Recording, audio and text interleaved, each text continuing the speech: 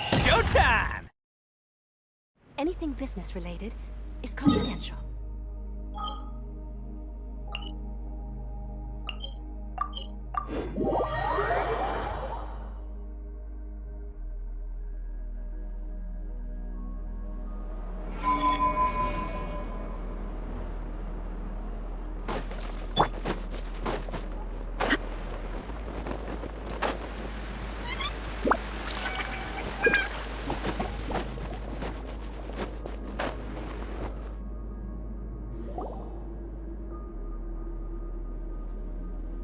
There you are.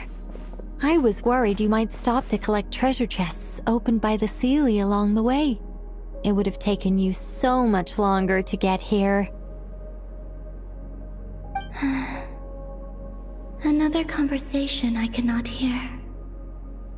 I am delighted to see that you understand what takes priority and that your adventurer's instinct has not swayed your resolve. Really, I must applaud you for it. You should know. Paimon's head. Okay, I'll try and keep it short. My senses are telling me that this is where we shall find the entrance to the ruins. Oh, cool! Well, what are we waiting for? Let's open it up and see! Patience. This was a sanctuary of great importance to the Hyperboreans. A special process is required to open the gate. Oh! Like the place that housed the Eternal Moon's marrow? Okay, so what's the plan? Need us to do anything? And just the short version, if you can. Ah, all right then. I was planning to start with some background on the invention of these techniques. Are you sure you don't want to hear it? It's quite informative. Remember what you were saying about priorities? Fine. Simply put, we need 3 human representatives to successfully undergo a process of Kuvaki resonance. Think of it as a test from the 3 moon goddesses to see if the entrants are qualified, with the most recognizable qualification being Kuvaki. Pretty sure Lauma would ace that test. Oh, wait. But we need 3 people. I also have no doubt that the Moon Chanter would be qualified, but we would need 2 other people with the same constitution. Therefore, the most feasible method is not so much to follow the rules, but to figure out how the test functions and find a workaround. I've done some research, and it turns out the mechanism is rather crude. We'll simply need humans to stand before it who have sufficient Kuvaki energy within them. I'm with you so far. How do we get the Kuvaki in them? The easiest way would be transfusion. Take some Kuvaki from Nodkrai's soil, put it into the bloodstream, and get it circulating in the body. So we're going to cheat on the test? Precisely. There are other methods, but this is the simplest one. Cheating the system is much easier than trying to hide from it. Huh? Sorry? Does the idea of cheating upset you, Miss Lauma? No, that's not it. I suddenly had an idea. Oh, what is it? It's about Moon Prayer Night. I figured out a way for Kutar to join in the festivities. Huh? But as Paimon said, we need to have our priorities straight. Let's get back to the test. I'll follow up with Nefer on the festival arrangements. Oh, okay. Anyway, is this really the best method we have? A Kuvaki transfusion sounds dangerous, no matter how you slice it. If you think that's dangerous, wait till you hear the other methods. I'd be more than happy to go through them if you'd like. There are several. No need, we're good. Let's go with this one. Very well. Kuvaki transfusion it is. Now, I should mention that the risks can be greater or lower depending on individual compatibility. It would be rash to simply infuse the Kuvaki and hope for the best. If the body rejects it, the reaction can be quite severe. The symptoms are similar to another condition that some people living here suffer from, known as congenital Kuvaki sensitivity. So, before we execute our plan, I will perform a simple test of my own to see who is compatible and who is not. Once that is done, we will have to complete the resonance process as rapidly as possible. The participants must remain stationary while the Kuvaki circulates and bonds with them, and they mustn't eat or drink anything.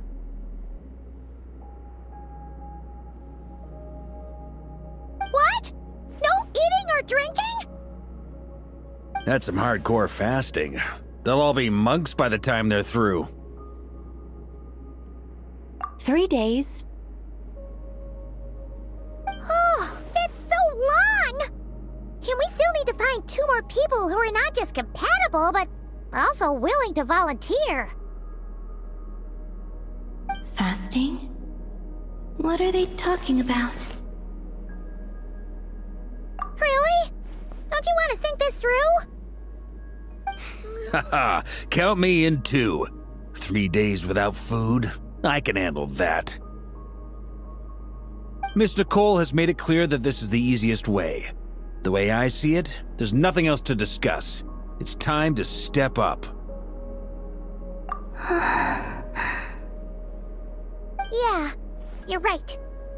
In that case, Paimon volunteers to be Captain of Logistics. She'll keep the fires lit and grab some spare clothes to keep you comfortable. Then we'll start with you first, Traveler. Please step forward.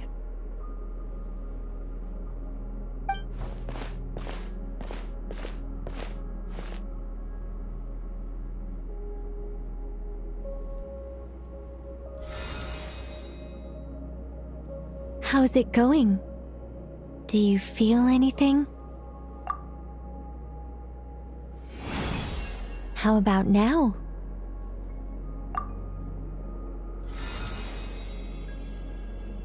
And now?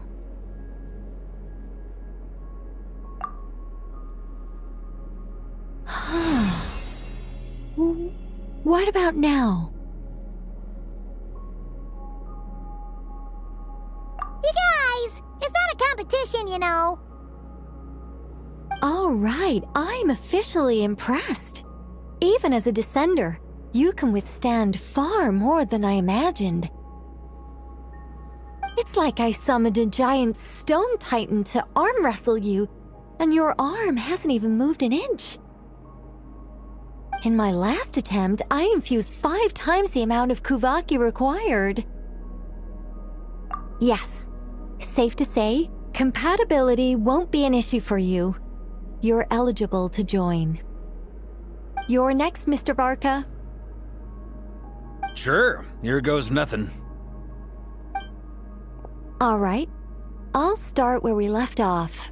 5 times the required Kuvaki dose. Whoa, whoa, whoa, hey, wait a minute.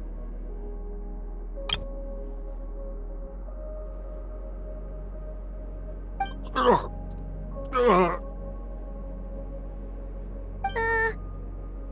it going? No, not great. I kind of want to puke. Feels like I've been drinking too much. A few bottles of wine, then a big stein of Dark Horse, with some hard liquor from Liyue mixed in.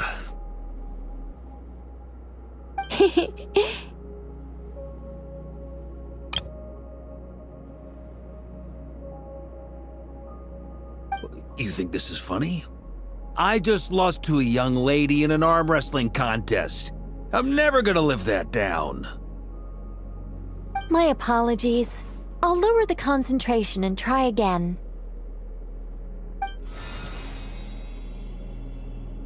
Oh. How's it going now? I'm not as dizzy as last time, but I can still feel it pulsing around. In that case, you wouldn't be an ideal choice, Mr. Varka. Let's try someone else. Okay. Let's go ask some of our other friends then.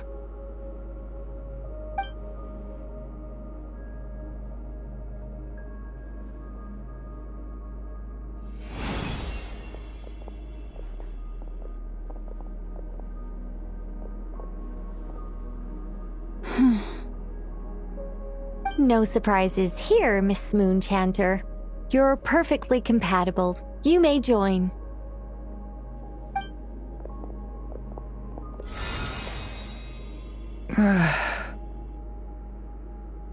I'm getting a slight headache. Shame. You were so close.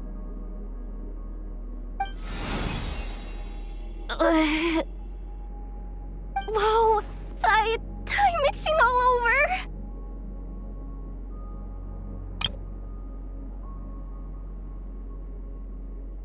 Allergic reaction. We can't have that. Huh? Well, are you gonna start a what?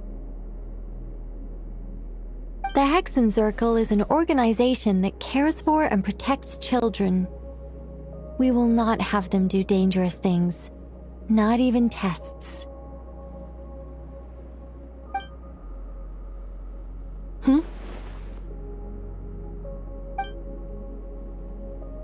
Is something the matter? The candidates have to be human.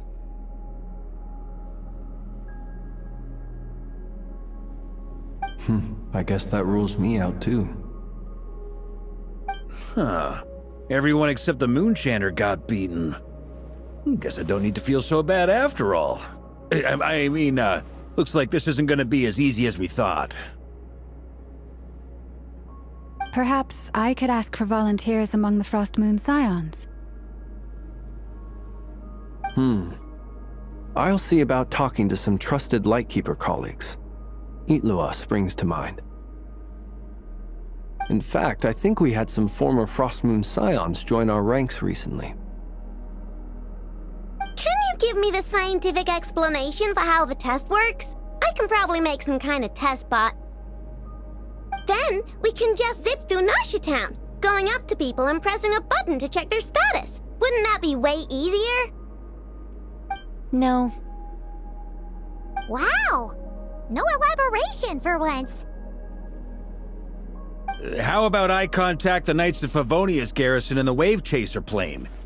Shame that Lohan's already left. And that guy's even tougher than I am. Strange. The moon goddess is clearly revered by many people. So why is she on the brink of disappearing? She mentioned that the world has rejected her from the very beginning. And when we fought the Reikir of Solnari, it seemed like she exhausted her power for our sake. Also, Paimon's not sure revered is the right word for how people feel about her. Gratitude, certainly. For my part, anyway.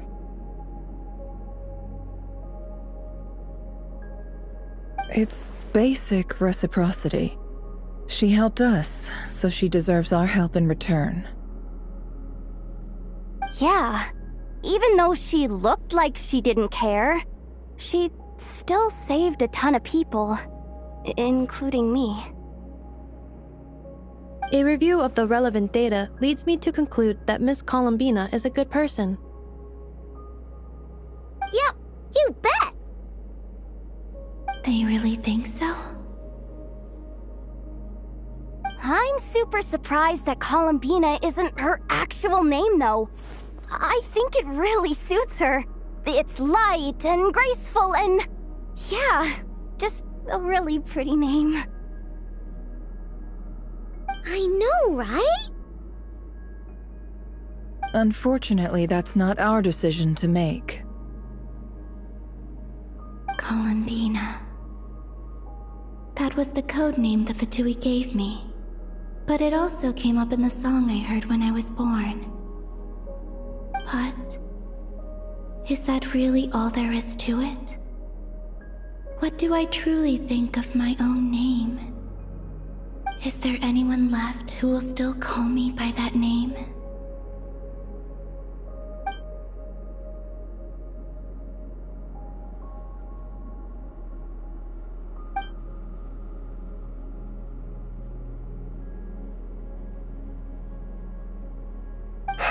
Moon Prayer Night is getting closer by the day.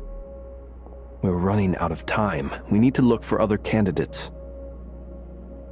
Then allow me to try. Huh? What are you doing here? You contacted your friends via the Adventurers Guild. Sandrone has been keeping an eye out for something like that, so she informed me. Since I have the ability to accommodate a moon marrow, I should prove to be a suitable candidate. Arlecchino. When can we begin? I see. We can begin right away.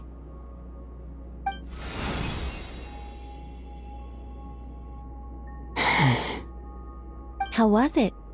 Did you feel any discomfort? Not at all. Then it seems we shan't need to look for additional candidates after all. Great! Cool. Alright, like Paimon said, the rest of us can take turns making sure the three of them stay warm and comfy. Then, my job is to take care of the caretakers. I will ensure everyone receives food and accommodation. I'm ready as well.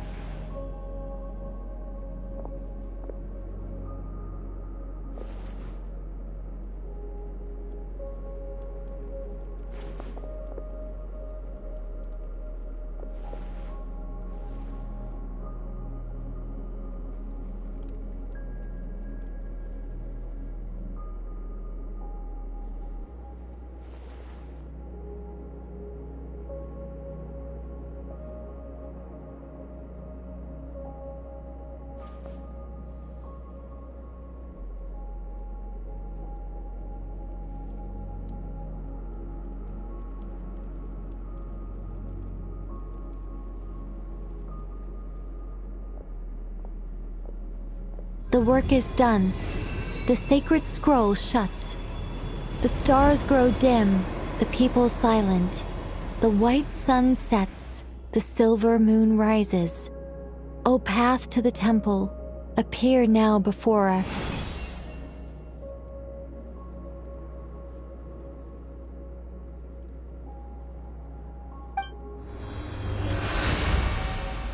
Wow! It really opened! So that's what all this is about. They've been trying to open this gate. Come, let us enter. It might be best to eat something first. Take care to chew properly and swallow slowly. It will give your body time to readjust to the digestion process. They will head in soon. They will need to enter this gate.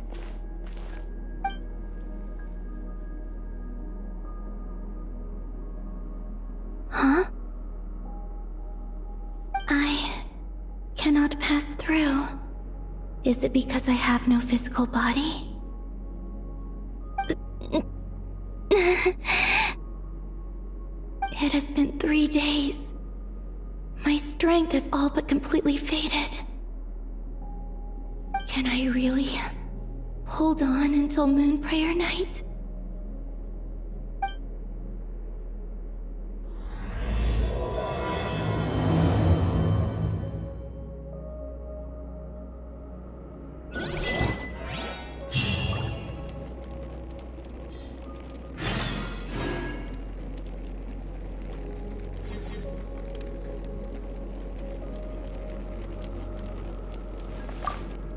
I have confirmed that you are all in good health. With that, my work is now complete. Congratulations are in order.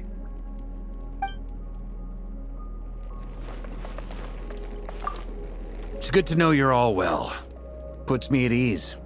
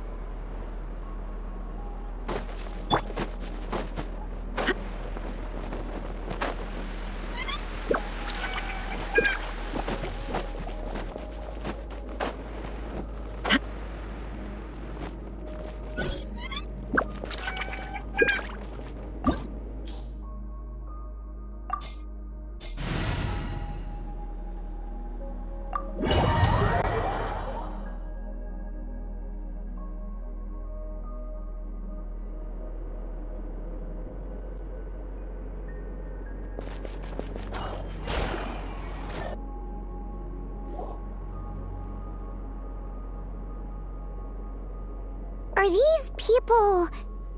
Judging by their clothes, they appear to be phantom Hyperboreans from the distant past. That could mean they have some clues about the moon goddess's name, right?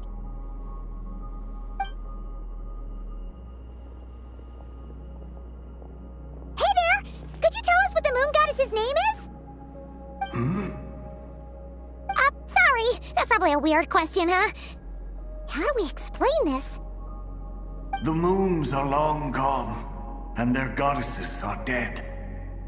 Their names no longer mean anything. When a new moon goddess is born, we will surely know her name. We have used every last resource at our disposal.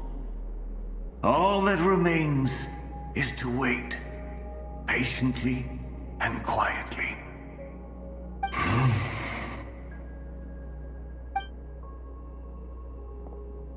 Were the people of the past all this devout? It looks like this phantom doesn't intend to converse with us any further. Surely the new moon goddess he speaks of must be Columbina. Alas, Kuthar's birth came long after the age in which he lived.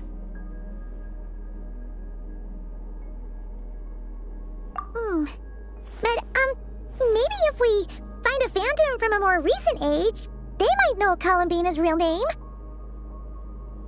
True. Keep an eye out. We should be able to tell which era they're from by the clothes they wear. Yeah, you've been pretty talkative this whole time. What changed? Oh, nothing. I'm fine. You all make good points. When the Hyperboreans speak of moon goddesses, they mean the three from truly ancient times. I can't imagine they would know anything about our current moon goddess.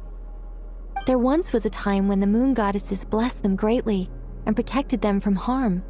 So, when the war between the gods and dragons plunged the world into chaos, it seems they looked once more to the moons for help, praying for a new goddess to be born.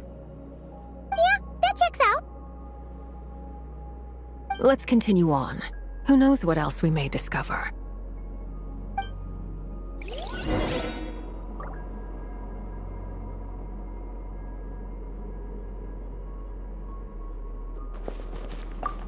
The moons have left for now, but they would not abandon us forever. When the moons rise again, we shall receive their protection once more. Even in the darkest hour, there is always a way out.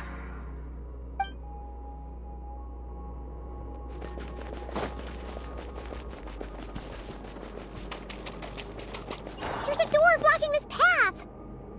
Not a problem. Try this. Whoa! How did that door suddenly collapse? This device was maintaining the door's integrity. Remove the core, and the device stops working.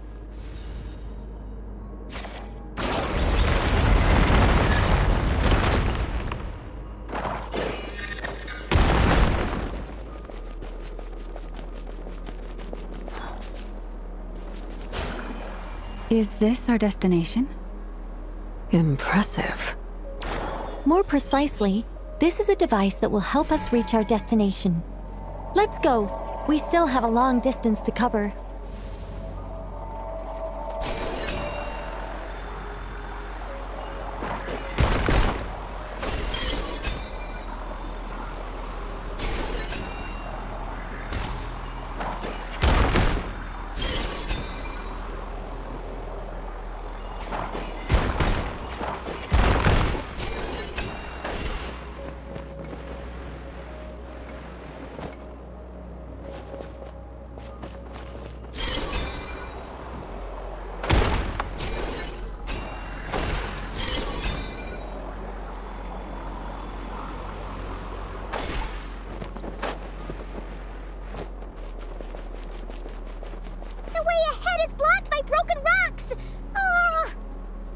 Let's try that device again.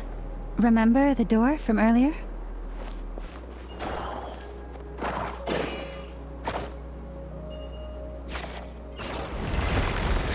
So it works in reverse, too!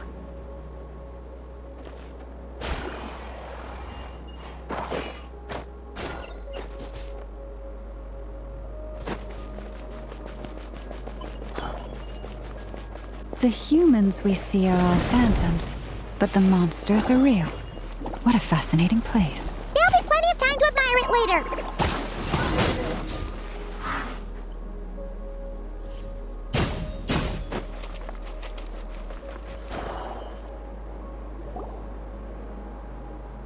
Ooh, there's a whole bunch of artwork in here. Seems pretty old. Nicole, this is probably your area of expertise. What do all these paintings mean? Let me see. To understand these murals requires some knowledge of the history surrounding the War of Funerary Flame. I shared a little of this with Lauma before. Yes, I think I follow. The dispute between the Moon Sisters, the transformation by Nibelung. Oh no, it's no trouble. I'd be delighted to share the tale again.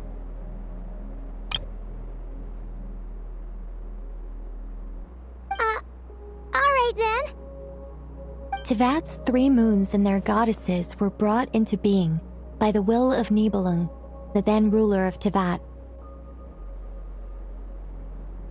But when the heavenly principles came, they changed the world completely, down to its very foundations.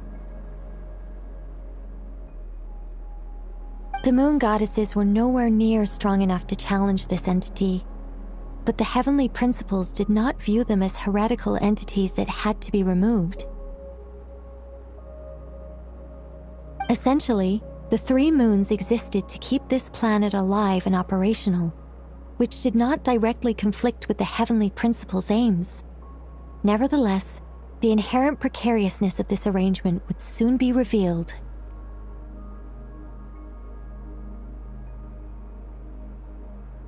Nibelung returned, yes. He did, and thus began the War of Funerary Flame, a battle for dominance between Nibelung and the heavenly principles. Discord would soon emerge between the 3 Moon Sisters. One would voice the opinion that they should follow Nibelung, for it was he who first hung the moons in the sky. Another would argue that taking sides in the conflict would only bring the world closer to ruin. There was no telling where it would lead. Especially since their creator had returned, bearing the perilous power of the Abyss. Nibelung would eventually discover their disloyalty. He had all 3 imprisoned before transforming the moons into weapons with which to fight against the heavenly principles. What? Weapons? Yes. The very moons that had once defended the planet became instruments of death and destruction, striking terror into the hearts of all living things. And although the heavenly principles and the 3 Moon Sisters had once been at peace, it now seemed that the moons posed an unacceptable threat to Tevat. It is possible that the heavenly principles did not know of the goddess's imprisonment. If so, the weaponization of the moons would surely have been viewed as an intentional breach of the peace agreement. Regardless of who knew what, when, the heavenly principles shattered 2 moons and flung the other beyond the skies. Whether the goddesses managed to escape Nibelung's captivity after his fall, nobody knows. But this much is certain. From that day on, the moons no longer belonged to Teyvat. The rejections slowly drained their power until eventually they passed away. So that's the full story. You say the moons ceased belonging to Teyvat from then on. Why then would Columbina be born here? That is perhaps due to the lingering connection between the Frost Moon, which was not shattered, and this world. You could see it as the 3 sisters' dying wish. They never desired war. All they ever wished for was to protect this land. I see.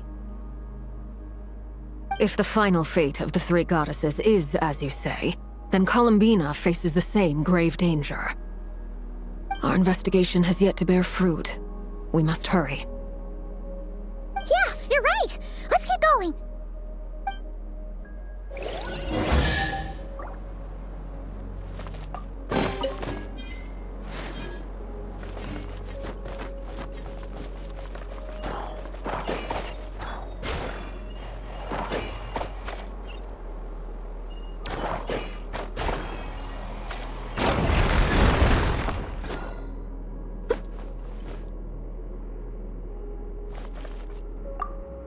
Should we trust him to keep his promise? We have to. There's nothing else we can do.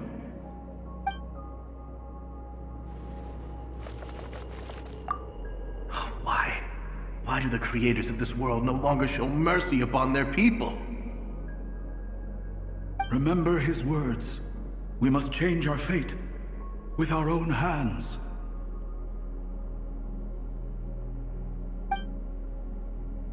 Wait, that's odd. Who is he?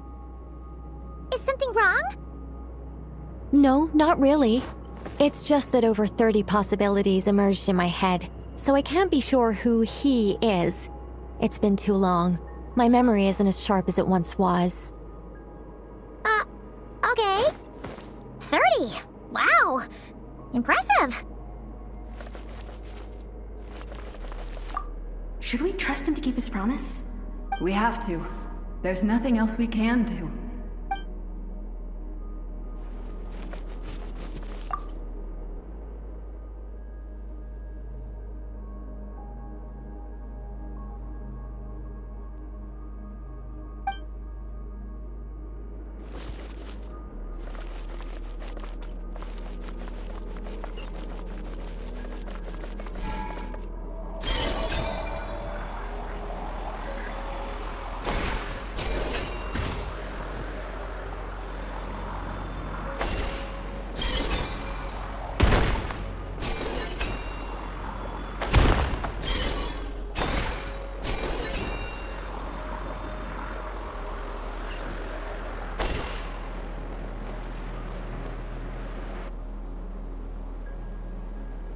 We're finally here!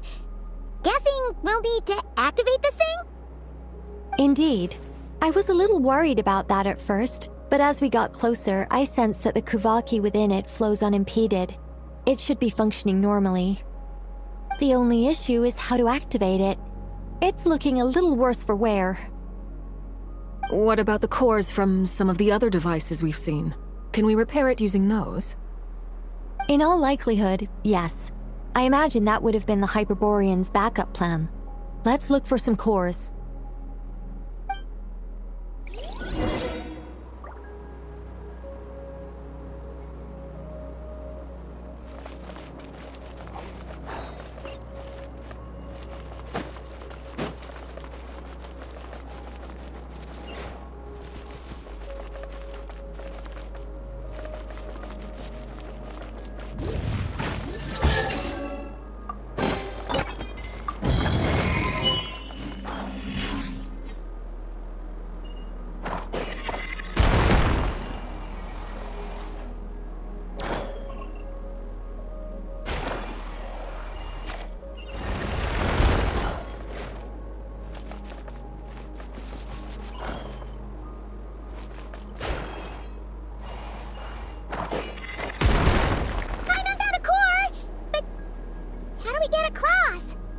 Walk up, then jump down.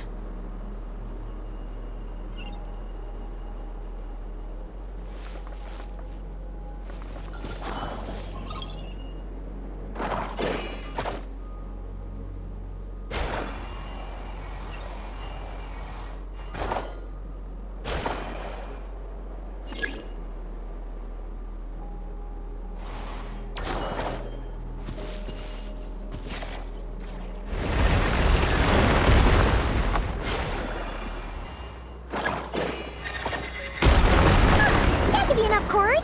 Let's head back.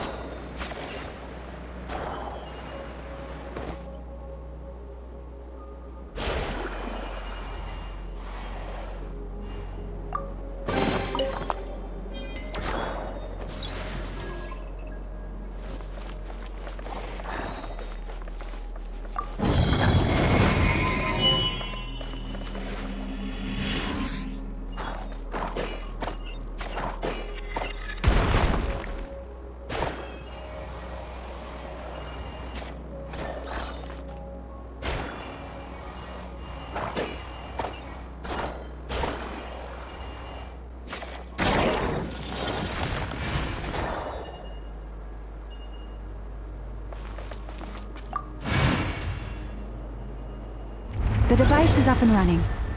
It's hard to believe that the ancients were capable of constructing such things. Paimon sees our destination!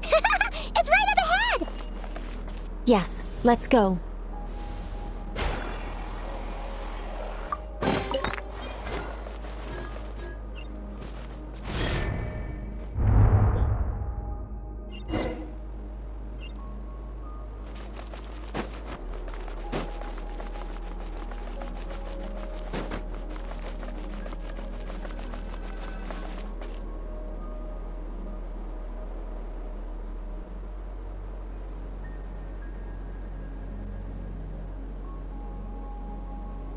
This is where the people of Hyperborea communicated with the moons.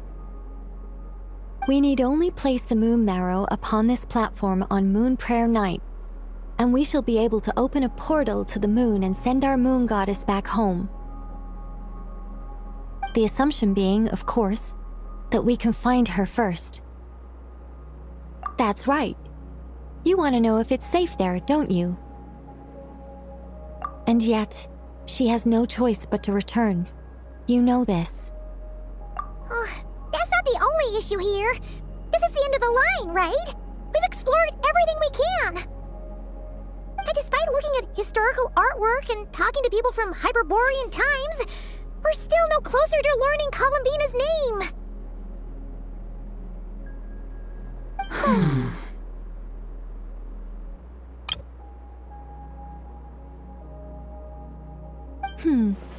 If it's not too much trouble, could you tell me exactly what Alice said to you about finding her name?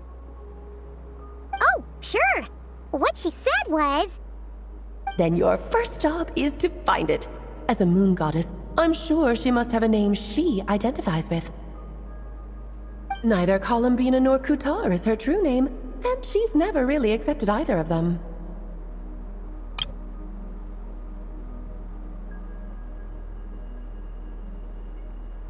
Is it not also possible that she has never had a true name? Not at any point in history? That would be a hard pill to swallow. But at this point, we may have to accept that that is the truth. No one knows how she came into being, and she certainly doesn't have parents in any sense that we're aware of. Perhaps she was never granted a name at all. But does that mean there's no way to get Columbina back? She's just gonna disappear and there's nothing we can do about it? Huh? Wait, why all this pessimism? Was it the way I phrased this question? You all seem to be taking this in completely the wrong way. Well, just because she's never had a real name in the past doesn't mean she can't have one now. What? Think about what Alice said again. She never once said that you'd have to find a new name, did she? Are you saying what I think you're saying? Yes. Names are anchors that connect us to the world. If she doesn't have one already, then all we have to do is create one, no? It's like... yes. Traveler, when you first arrived in Teyvat, do you think you would have turned around if someone behind you shouted, "Hey, Hermione"? But what about now? I understand what you mean. Life is a long journey. Even the friends and family by our side can change over time. When people call you by different names, what matters isn't so much the words themselves, but what they symbolize. And of course, whether that resonates with you. Lumine. So, close your eyes and picture the moon goddess in your mind. If you were to call out to her in this moment, what would you say?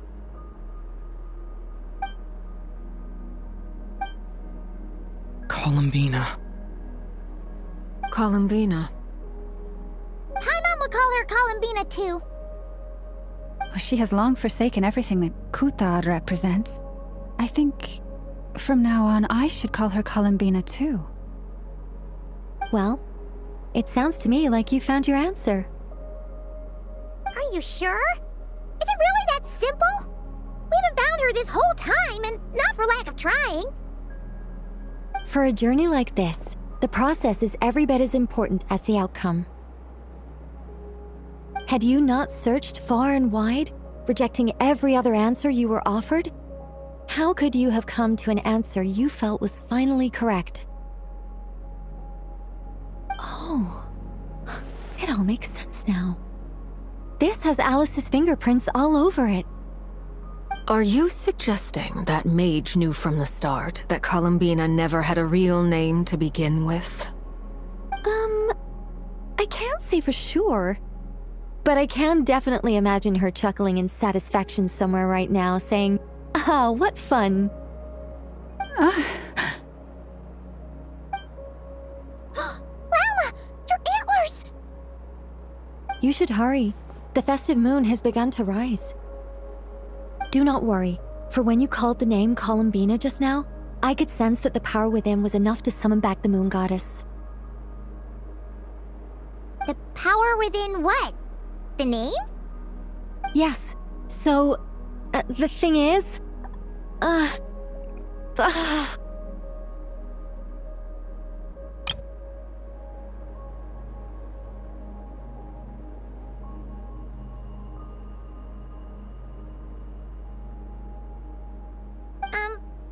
What's wrong now? This is so annoying. I really want to explain how that whole thing works. Starting from the founding principles of Teyvat and... Oh, I could talk about this for hours. But... Deep breaths, Nicole. Deep breaths. You're an angel. A sober, sensible, solemn angel who has her priorities straight. Okay then. Sorry for asking. Clearly a bad call on Paimon's part. Anyway, you all need to hurry. Last thing, remember how it felt when you called out that name. Then it is agreed. By the name Columbina, we shall find her. Then we'll throw her the best Moon Pair Night party ever! And at last, we will send her home.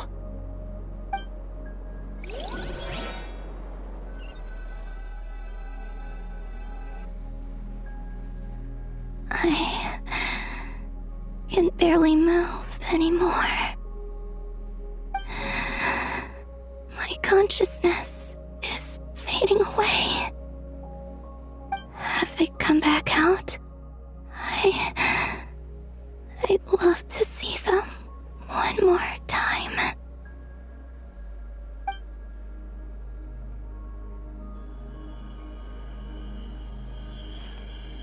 They didn't make it.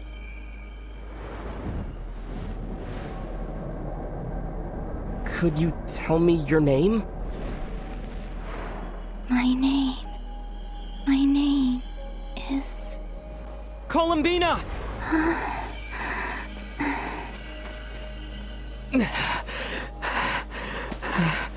Columbina! Are you here? Columbina! That's the name you gave when we first met. And it's what I've called you ever since. Columbina. It's a fine name. I have many fond memories of Columbina, and so do all of your friends.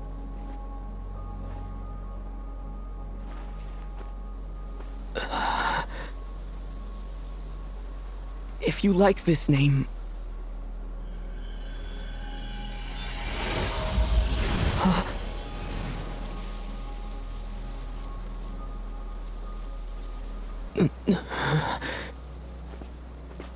Looking for me?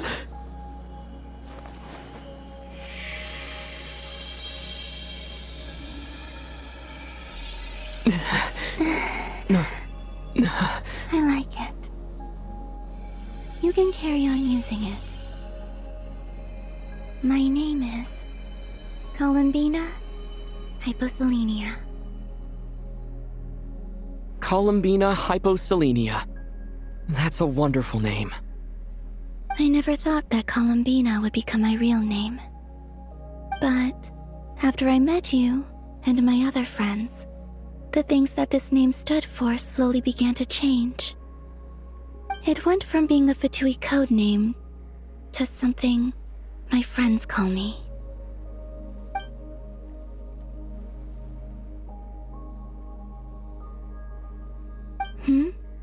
What is it? Why aren't you saying anything? I'm just so happy for you. Thank you. So, where's everyone else? We can go and meet them very soon. Everyone went to different places to try calling your name. Great. I'd like to thank them as well. Everyone's done so much for me. Searching for my name, entering those ancient ruins. Huh? Wait, so you were... Yes, I was there. Not physically, but my consciousness was still holding on. I followed you the whole way. Starting from when? You turned around and called out my name while you were in Nasha Town. Do you remember?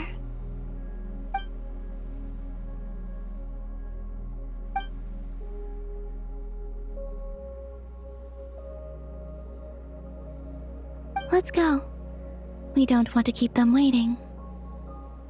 Sure. In that case, come with me. But... Hmm? Before that, could you call my name one more time?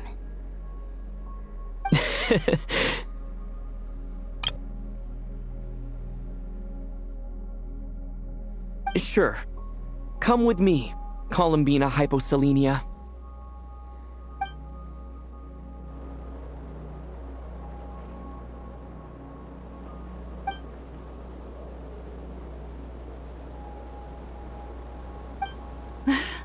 Columbina! Oh, this truly is wonderful.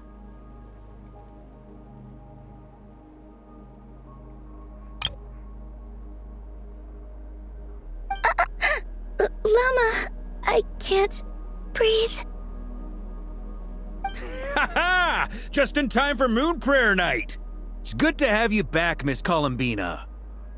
Yeah, we were worried sick. Thank you, my friends. With your help, I now have a name that belongs to me. Columbina Hyposelenia. Where's the second half from? You added it yourself? That's right. It means... Born beneath the moon. Yes. And by extension, it can also mean born beneath this world. A fine name. Now, as much as it pains me to interrupt this beautiful reunion, I feel obliged to remind you that the Moon Prayer Night celebrations in Nasha Town have already begun. Don't you want to enjoy the festivities? There's so much to see and do. And some of the ambient lighting and entertainments were sponsored by the kind souls in the Hexen Circle. Nicole? Why'd you turn into Dodoko? So you're Miss Nicole, Thank you for helping us, and for helping me find my name. It's nice to finally hear your voice. You're quite welcome. Guiding lost people to hidden treasure is what we Seelie do. And if you ask me, spiritual treasures are far more precious than material ones. Chests are all well and good, but this was what it's all about. Ah, so satisfying. Anyway, I had to go help Alice. It seems like she ran into some trouble. That's why I couldn't be here in person. But don't worry, we're with you in spirit. We'll be celebrating right along with you. Keep an eye out for the Hexen Circle's festive stalls in Nasha Town. I think you'll like what we came up with. Alice said she even managed to rope B in this time. The Frost Moon Scions have also prepared various attractions. I believe Aino, Ineffa, and their crew are setting things up as we speak. On that note, Nefer, about that request I made. It's all in hand. Yehoda is on site to ensure that everything goes off without a hitch. Wonderful. In that case, Traveler? Huh? Come on, Columbina. It's time to celebrate the best Moon Prayer night ever.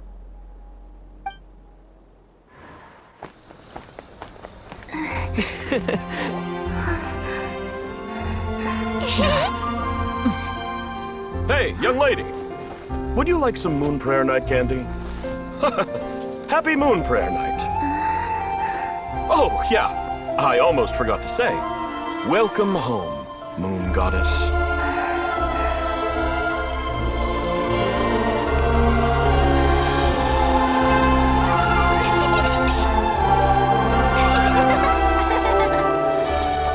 Welcome home, Moon Goddess. Welcome home, Moon Goddess. Welcome home, Moon Goddess. Turning Nasha Town into her home is a festive gift. A rather brilliant idea. Perhaps this is what Nodcry, Columbina's home, should have been like all along.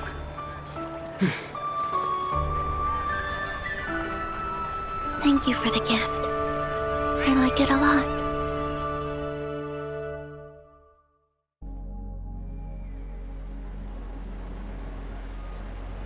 This feels like the surprise of my life. I do. I never imagined I'd ever get to enjoy Moon Prayer Night with everyone so freely. If you're happy, we're happy. Quite a strategy you came up with. Hide the tree in the forest. It's not your usual style, Lauma. Is there something about Moon Prayer Night that enhances what's in your head as well as the antlers on top?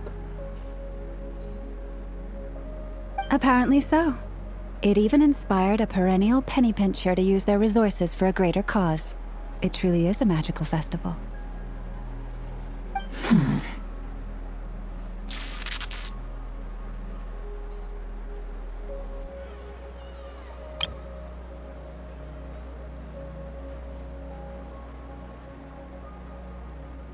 I see it now. This bickering is actually a sign of a strong relationship. Huh? What's everyone doing here? Oh! Miss Columbina, you're back! Yes, I'm fine now. Thanks for your concern.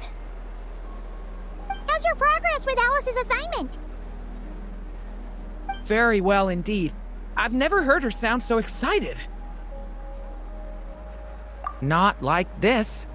This time her excitement seems more serious. Seems like she's had a major breakthrough. She said she'll contact us once she knows more. In the meantime, we're free to relax and have some fun. Enjoy the time off while it lasts.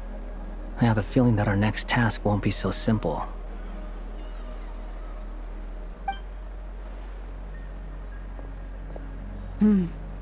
I should go.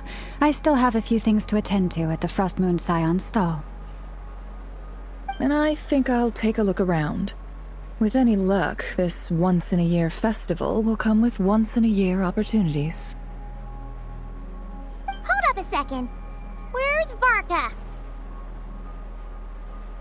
I believe he made a beeline for the flagship the moment he entered Nasha Town. Ah, that's Mondstadters for you. They know what they want when festivals roll around. Goodbye for now, Columbina. I hope you have a wonderful night. I will.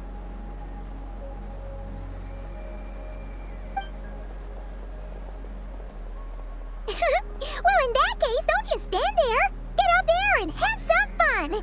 You'll definitely get a warm welcome at every stall. Oh, also, take this map with you. It's a guide to the festival.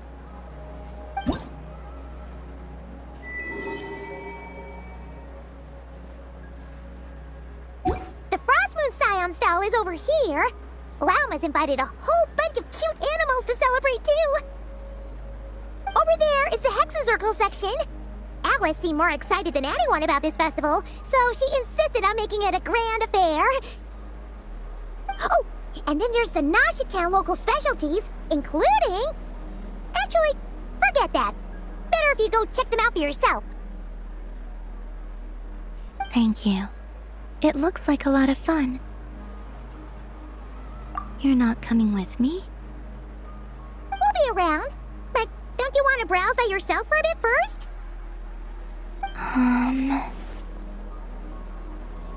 Yep. If you find something you like and want to try it out together, just give us a shout. We'll be right with you. Otherwise, just relax and enjoy yourself. There's so much on offer, so try to experience as much as you can. And don't forget to stuff yourself with all the delicious festival food. All right then. Off I go.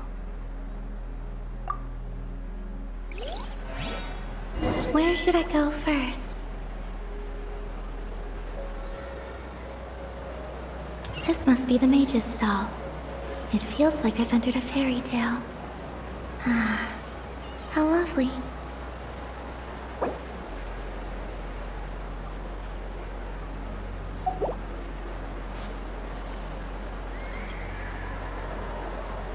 But I was aiming right at it! Aw, what a pity. I saw it with my own eyes. You were so close. So very close.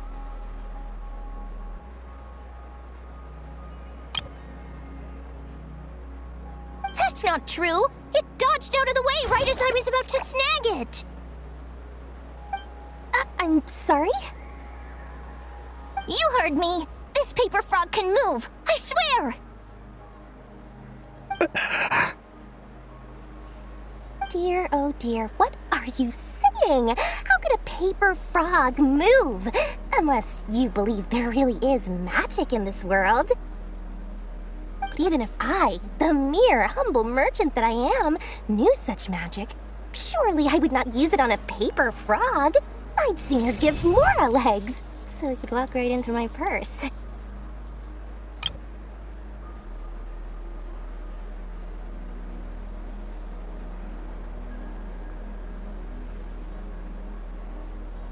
My dear, dear customer, why not have one more try? This time I'll give you 12% off, a very generous discount for one of my most regular customers.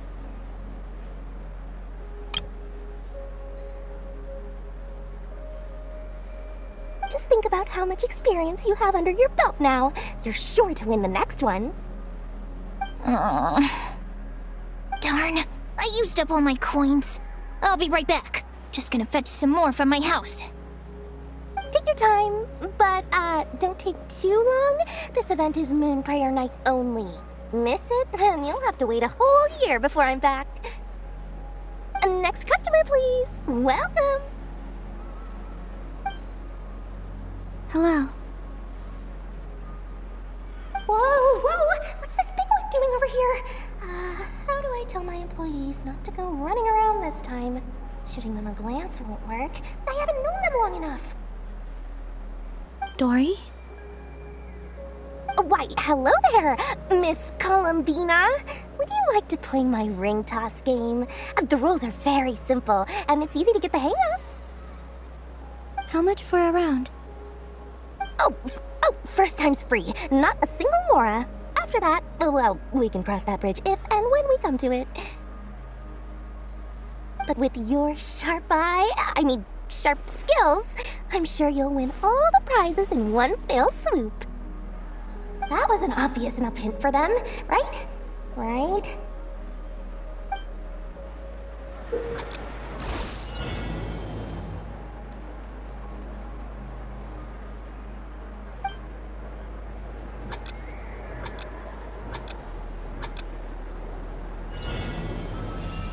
Here comes the ring! Oh, peanuts.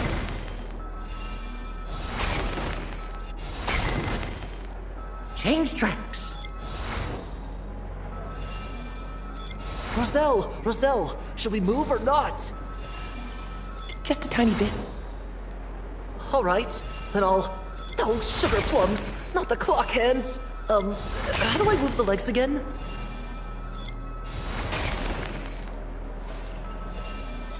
Stop dodging!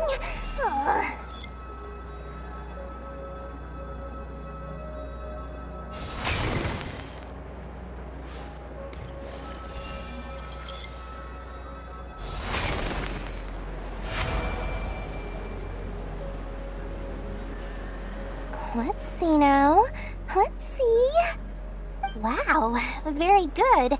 That's the highest score we've had all night. And here's your prize. Now, how about another round? As for the cost...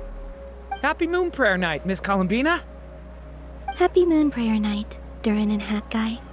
Are you here to play the game? Yes.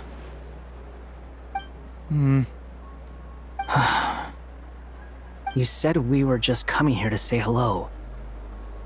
I did, but then I recognized a few more people as I got closer. Do my eyes deceive me? Is that... It's our little dragon! He's all grown up! Someone's popular. Well now, since you came all this way, why don't you try out this lovely game we have going? First try is free! He'll have a go. I'll pass.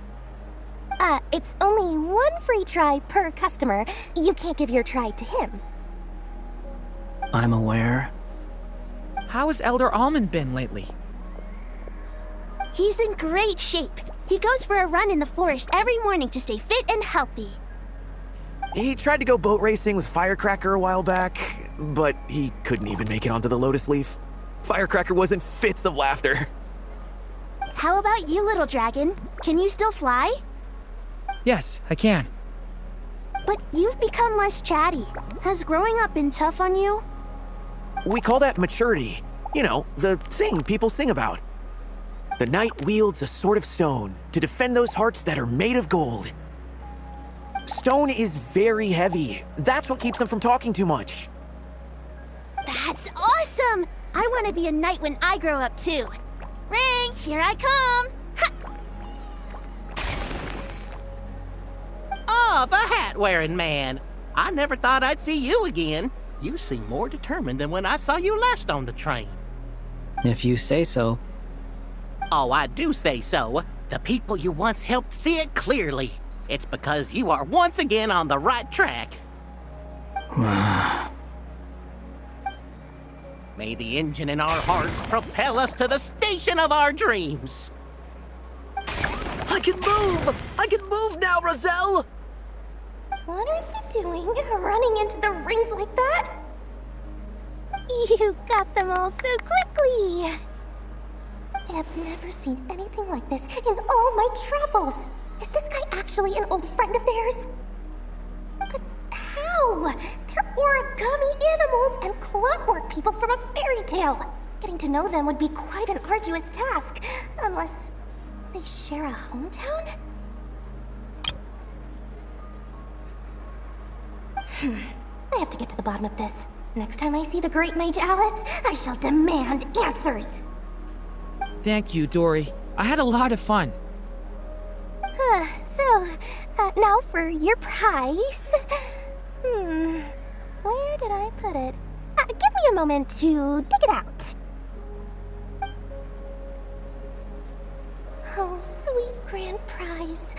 Oh, I wish I didn't have to let you go. Good thing I've already turned a profit from the customers earlier in the night. Otherwise, I'd have wasted all my hard work.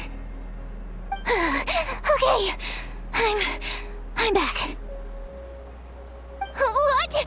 I leave for 2 seconds and someone's already claimed the grand prize? Oh, well, these things happen, you know? Perhaps you'd be interested in one of the other prizes instead. We've got all kinds of wonderful goodies here. Is this the thing you wanted? Here, you can have it.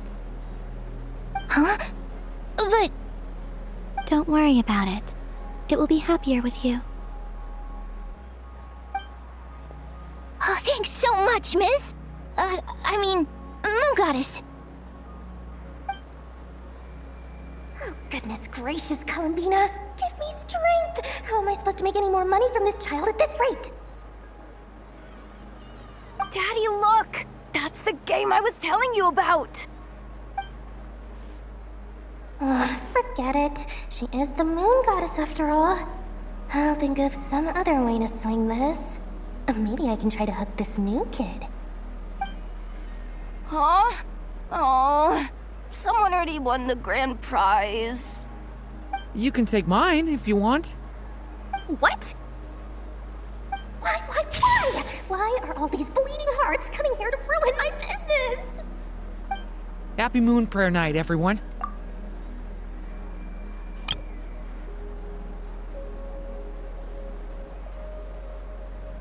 Happy Moon Prayer Night.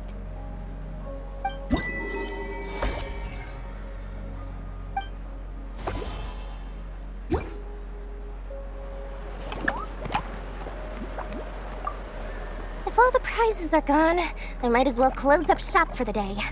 But you haven't had your fill of fun yet, right? So the next time a customer shows up, you're going to have to run faster, all right?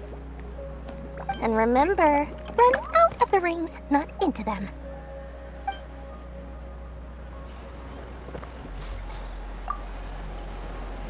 Done being a do-gooder yet? Thanks for coming here with me, Hat Guy. Are there any games you'd like to play? It's your turn to pick. I'll come with you. Why does that hamster think you've grown up? You haven't changed at all. I know you don't mean that. You're just taking the opportunity to make fun of me, aren't you? Even if you won't admit that taking some time to compose yourself is important, I can see that you're doing it in practice. Otherwise, you'd have taken off your hat and flown away by now. Looks like Albedo's socialization program has been far more useful to you than all those Vahumana textbooks.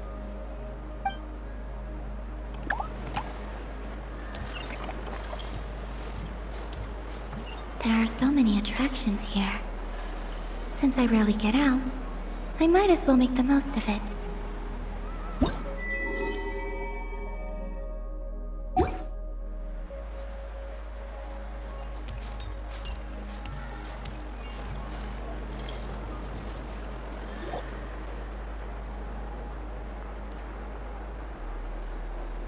This doesn't make any sense! How am I losing every single time? Wait, Inefa, you're cheating, aren't you?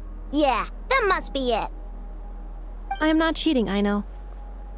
Uh-oh, sounds like Inefa's turning into a big baloney bot. I think it's time for some serious maintenance. Moon Goddess, help me.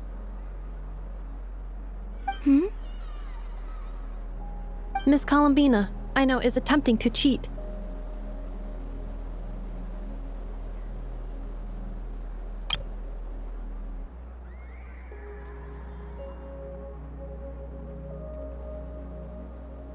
What the? I'm not the cheater! You're the cheater! How dare you throw it back at me?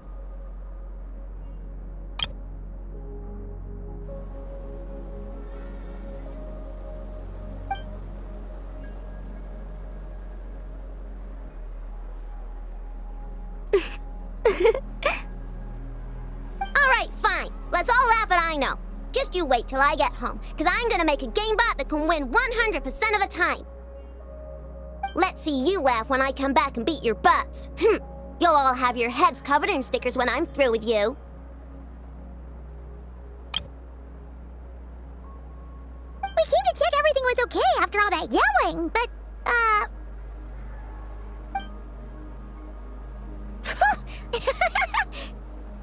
Whatever it is, it sounds like cheating is allowed. Kuhenki concentration. Each player starts with differently colored kuhenki. Each round, they draw one kuhenki from their opponent. When a player has 2 kuhenki of the same color, they make a pair and can be discarded. Any that can't form a pair must be kept. The round ends when a player can't form any more kuhenki pairs, and that player gets a sticker.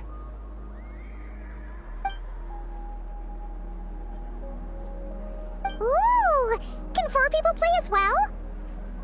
That is fine, so long as the turn order is fixed beforehand. Alrighty then! In that case, the 2 of us will join as one team. Okay, but if you lose, you're both getting stickered. I don't want to hear any excuses. Sure. And if we win? If you win, only one of you gets to sticker someone else. I have taken to calling this. I know logic. Hey, lay off me, alright? Okay, so we're starting the game from scratch again, which means all my stickers so far don't count. Looks like Luonatar is the Kuhenki of honor for this game. Anyway, let's go clockwise, starting from Inava.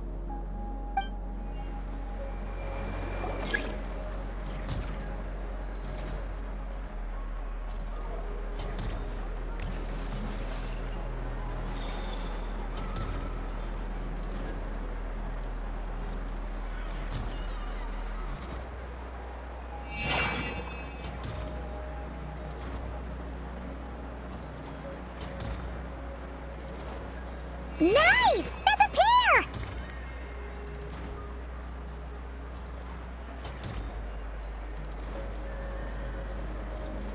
Go, go! Fly!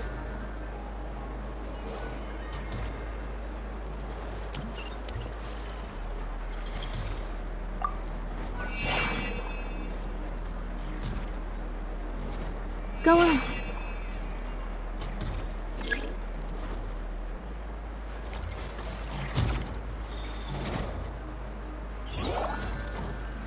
I have a pair.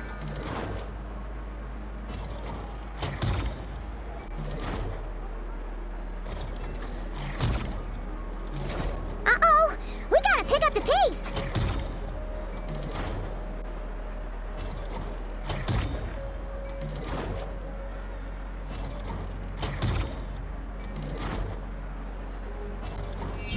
Phew, that was too close. I thought I was gonna lose.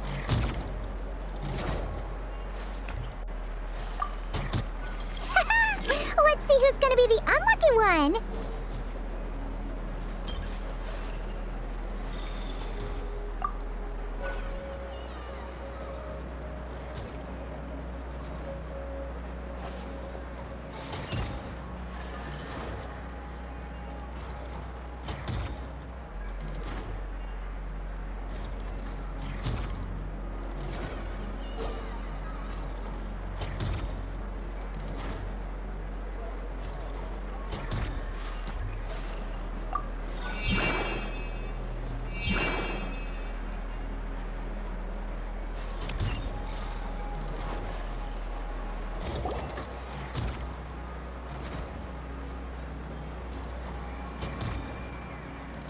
Let me pick a good one.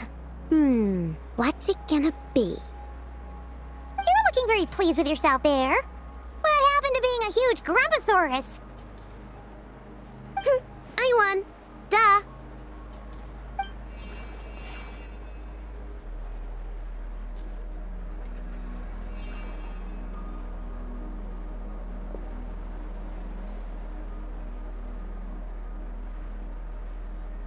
Oh, me again? Don't fidget too much, Aino, or the sticker's going to fall off. I don't care. If it falls off, it falls off. If a pair of Kuhenki get discarded, why not a pair of stickers? Huh? Huh?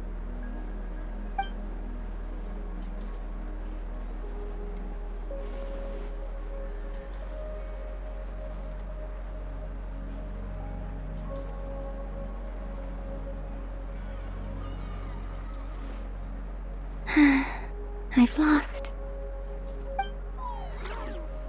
Sticker, sticker, sticker!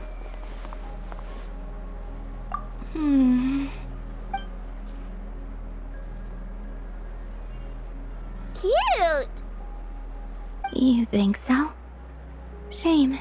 I can't see it for myself.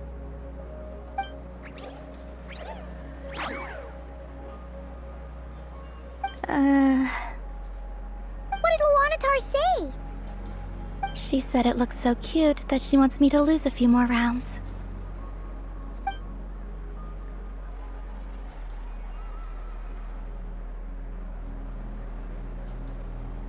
Who put these stickers on Paimon's eyebrows? Ugh, she can barely see! Alright, now, I think we got enough evidence to prove that there's a serious problem here. Yes, I agree as well. The culprit is... Ineffa! Culprit? What did I do?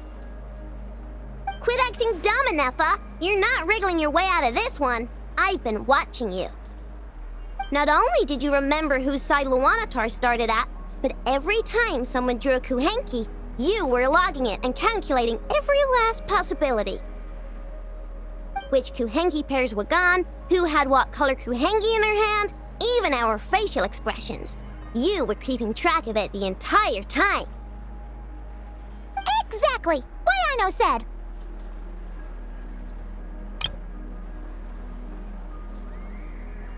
Putting aside the fact that running calculations is not against the game rules, do you have any evidence to support your allegations? But that's not against the rules either. So she admits it. She certainly does. Alright, everyone grab a sticker. It's time to get Ineffa back. But... Take that!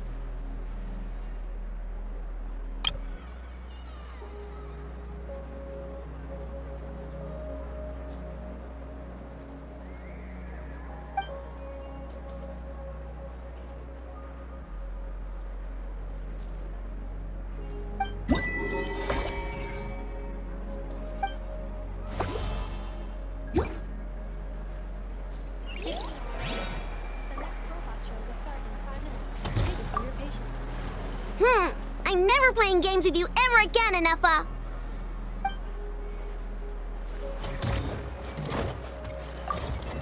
Aino is throwing a tantrum again. I believe it will take 3 crumkakes to constitute a suitable peace offering. The robot show will now begin.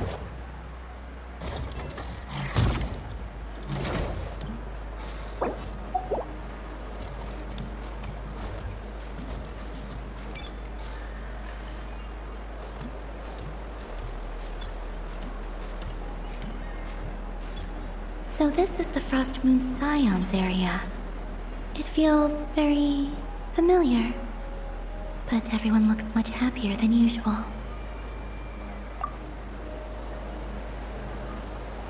If this were any other day, I'm sure it would make for a great photo opportunity. But Moon Prayer Night has rendered my antlers uncomfortably large. Doesn't it look like this rhyme-horned deer has 2 sets of antlers?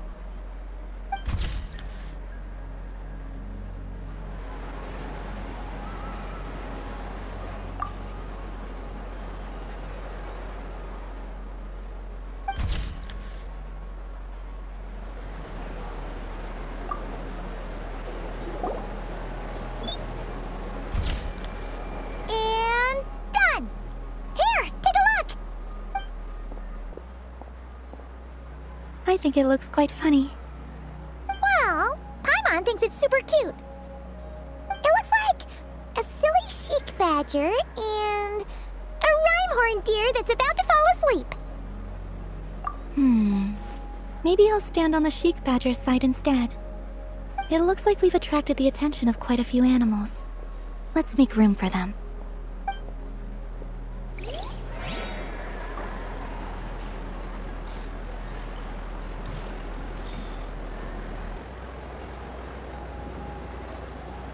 Wow, the Frost Moon Scion stall looks kinda plain, but it's pretty cool once you get into it. I don't go to Hisi Island much, but it's got that, like, old world cultural feel. And if culture means we get more festivals, I'm all for it! Hello, Yehoda. Columbine... hello, Moon Goddess? That was too close. I almost gave the game away in front of the staff. Oh, wait, what's the deal with her shoes? They don't make a sound when she walks. I could do with a pair of those. Do you like balloons too? Balloons? Oh, you mean those? What's so fun about balloons? I'm not a kid anymore. They're probably more up Aino's alley. Yes. The animals seem very curious about these strange flying objects. I was drawn here by their voices. I recently learned a fun new game you can play with balloons, so I decided to come and give it a try. A new game? Hello. Welcome home, Moon Goddess. Here to buy some balloons? Yes. Could you give me a few that haven't been inflated yet? Are you sure? I guess it's not a problem, but... Yes, please. Thank you. Uninflated balloons? But those are just little rubber pouches. What does she want with those? Would you like to play the balloon game, Yehoda? Huh? Sure. I guess. How do you play it? Wait here a moment. Oh. This is so weird. What have I got myself into now? I thought I saw Columbina nearby. Uh-oh! That's the Fourth Harbinger! Although she's helped us out quite a bit, she's good people, right? Is she looking for Columbina? Oh, guess that's my ticket out of here. I'm not sure my heart can take being sandwiched between two Harbingers.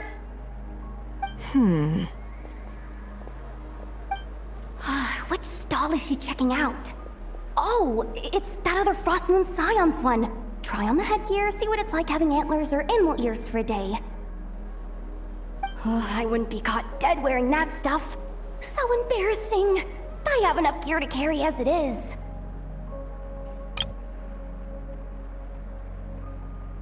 Wait, what? She put it on?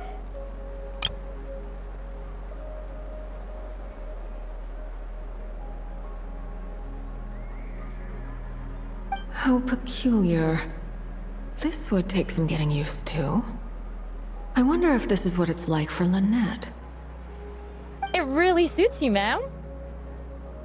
What is this? She was so intimidating a moment ago, but now, dang, she's really rocking those ears. How does she make them look so cool? I suppose I may as well keep them on for now. All part of the festive experience. She's coming this way.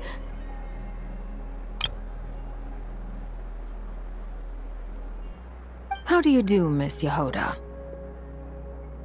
Oh, jeez. Don't talk to me while wearing that thing. Where am I supposed to look?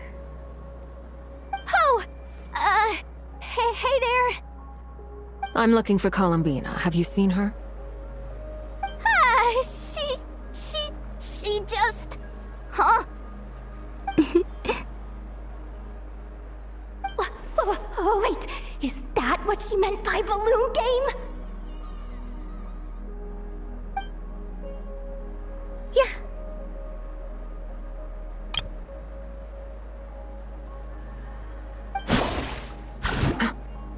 Huh? No fair! How come I get caught in the crossfire?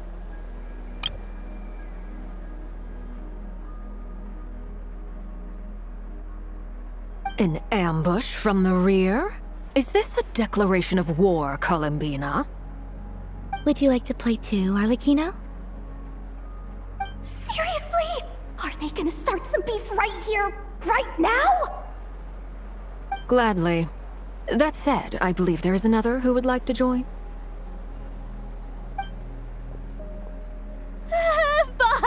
Boss Nev! Thank goodness! You've gotta get me out of here! Things are kicking off big time! Hello there. I'd like 10... no, make that 20 balloons, please. Uninflated. What?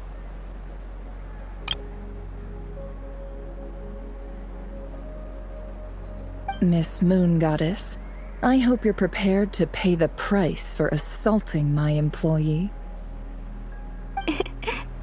Welcome to the game, Nefer. Just to be clear, let's keep this a fair fight, okay? No strange powers, please and thank you. Naturally. Don't just stand there, Yehoda. Aren't you going to team up with me?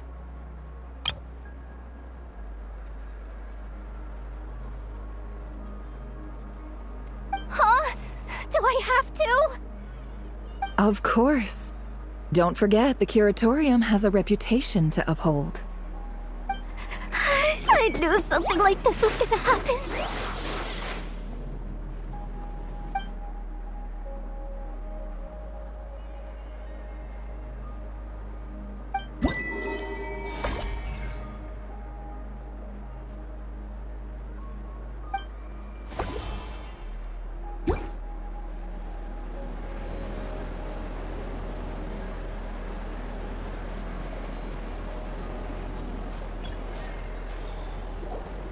Sunny days!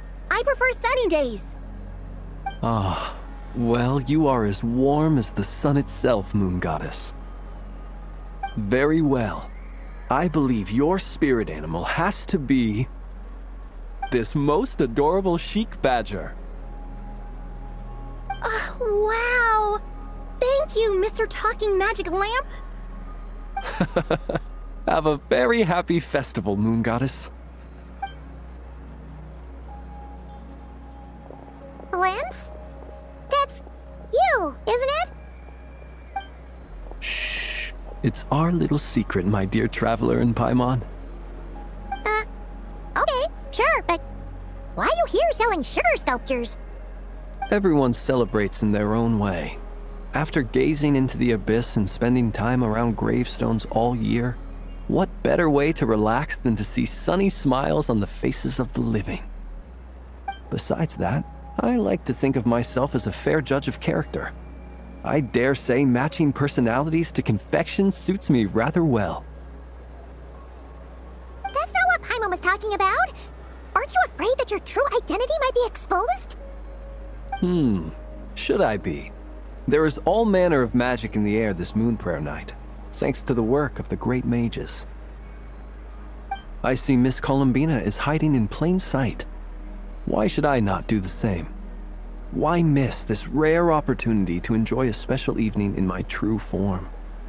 Fair enough. You got a point there. People who don't know you will probably think you're just a talking lantern. Well, now that we see eye to eye, what brings you here? Not a search for your spirit animal, I presume? Ah, well, actually... Here, see for yourself. Oh, this is... how wonderful. A beautiful idea. Yeah, we just met Barca, and he said that having everyone draw their own section was kind of boring. So, he did your bit for you. Ah, Varka. Ever the maverick. I see his artistic skills are truly one of a kind. In that case, I shall paint something on Mr. Albedo's behalf in a short while. What? Why not now? Ahem. Welcome home, Moon Goddess. Phew, that was close. Hello, Flins. She recognized you right away! What keen eyes you have, Miss Columbina. Especially considering they are shut. I did not see you. Rather, I sensed you. I can sense the fluctuations in Kuvaki all around me. One would expect no less of the Moon Goddess. Might I interest you in some candy? Yes, please. Excellent. I shall make some for you right away. Hmm? Something the matter, Miss Columbina? What about my spirit animal? All the other children carrying sugar sculptures are talking about it. Wait, is she taking the test seriously?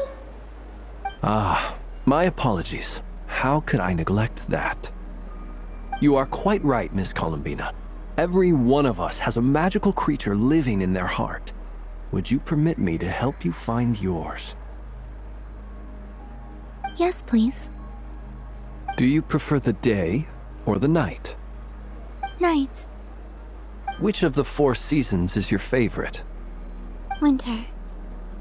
Think of a perfect day. What is the weather like? Sunny, rainy, or perhaps cloudy? Rainy in the morning, sunny at night. What kind of answer is that? Forests, lakes, and open seas. Which do you prefer of these? I like them all. Imagine you opened your very own shop. What would you sell there? Moonlight, I think. Wow! Paimon would totally shop there. It wouldn't cost anything. You'd just need to visit. Aha! I believe I know what your spirit animal is. Here, for you. Oh, it's a Kohenki! Indeed. A free-spirited being with a deep love for all things here in Nodcry, who selflessly lends her aid to as many people as she can reach. It is the perfect fit for you, Miss Columbina. Thank you. It would be my honor. But you shall have to forgive me. We have known each other for quite some time. I doubt there is any answer I could give that would come as a surprise to you. So instead, would you accept this sugar sculpture as a token of our friendship? It's a lantern. Hey, why don't you two go enjoy your candy over there? Paimon wants to try out this spirit animal thing too. Right, Flint's? Come on, play ball. I got this drawing done. But I want to hear Paimon's answers. But it'll probably take ages. Paimon's a complex soul. And we don't want your candy to melt while you wait, huh? Oh.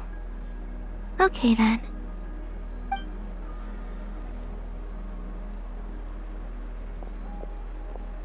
Phew. Nice excuse, Lady Paimon. That was some quick thinking. Yeah, no thanks to you. Although, help next time.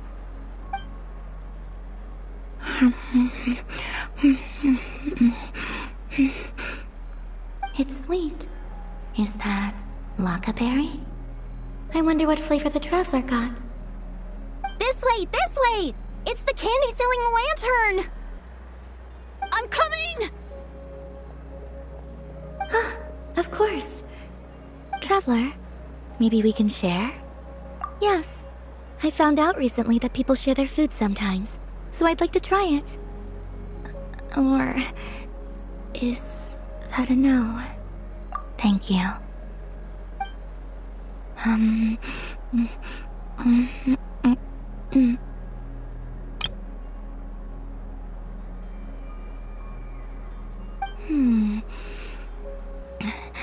Yours is a little more sour than mine.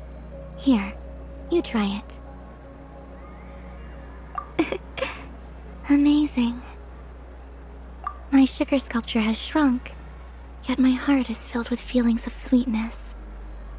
I will remember this feeling. Sure.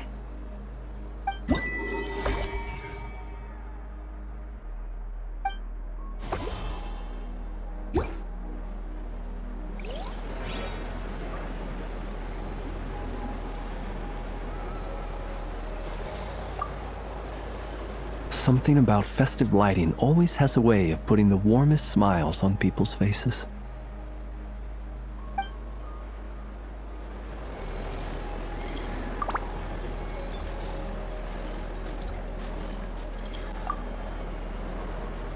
I've seen Linny and the other children play this game before. It would seem that it's not a bad way to relax, once in a while.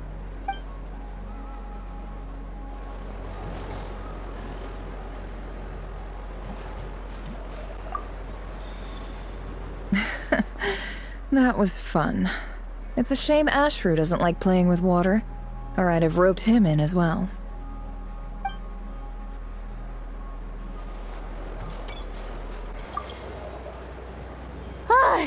I just had a water fight with 2 Fatui Harbingers. Pretty scary, but also surprisingly fun.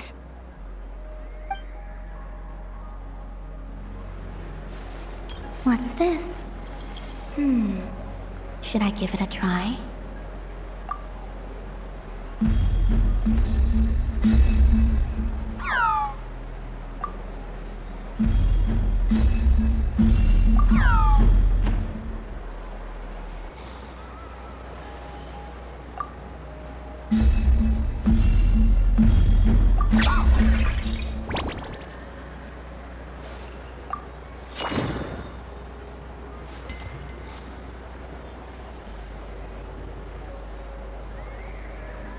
I wish for a never-ending supply of Laka berries. What a humble wish. Probably written by a child. Is that Llama the Moon Chanter?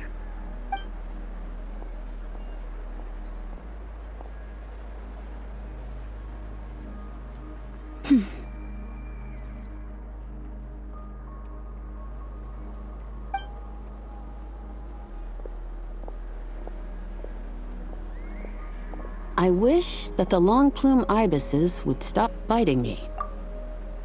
Oh dear, poor Llama. All right, I'll write that one down for you. I got it. While everyone else is celebrating Moon Prayer Night, you're as busy as ever. I don't mind. It's rewarding work. A good kind of busy.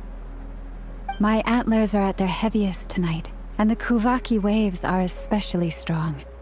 But as I help these dear friends hang their wishes up, I feel a great peace within myself that is hard to describe. You see, they're all such beautiful wishes.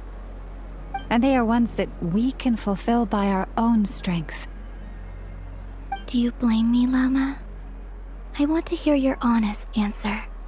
It is by the help of so many people that I can return to the moon. But I feel as though I've hardly done anything in return. You've done plenty, Columbina. I say this in earnest, both as someone who knows your history, and also as a friend who has seen what you've been through. What about as a moon chanter? I feel proud to honor our moon goddess's wish. And I'm sure any moon chanter in history would have felt the same way. Thank you for your kind words, Llama. But... Since you asked for my honesty, I won't lie to you.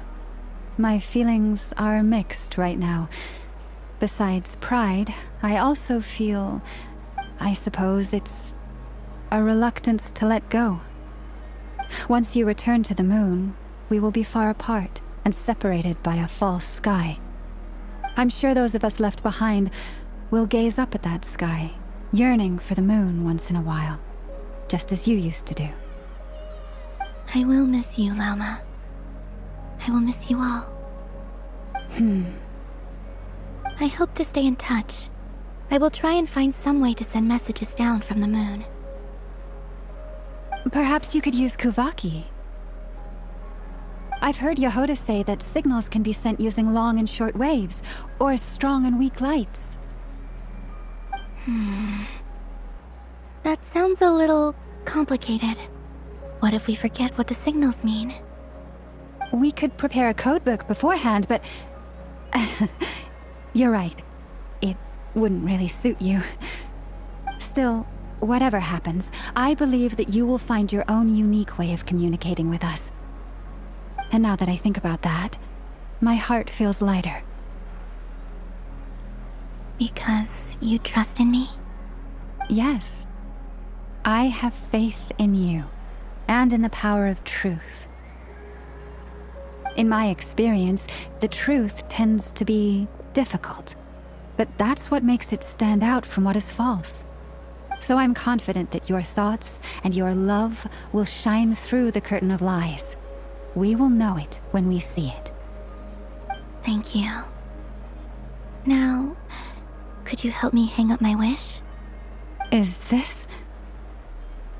I wish that all who dwell in this moonlit world can find a place to belong. And I wish that I shall one day see my friends again. It's 2 wishes. I hope that's not too greedy of me. Not at all. And I think you speak for us all with the second one.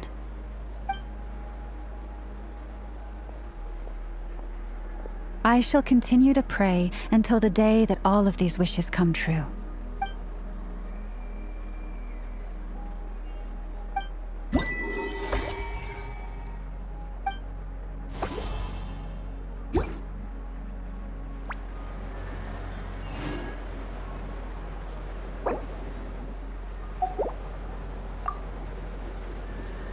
Yes. May everyone's wishes come true.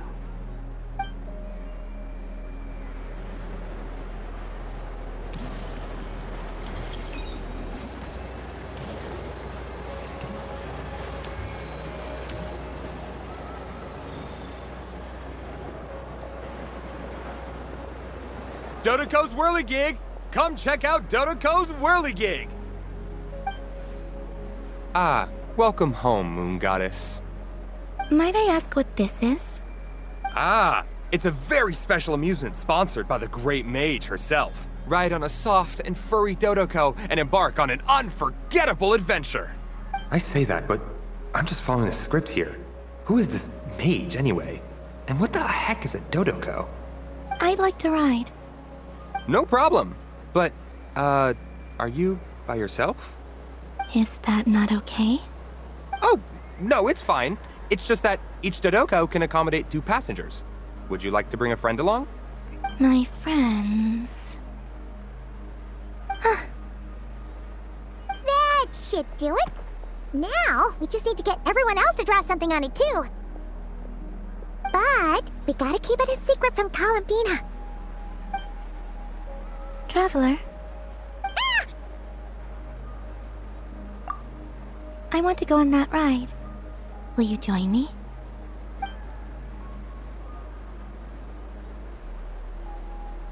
Let's go then. Don't worry.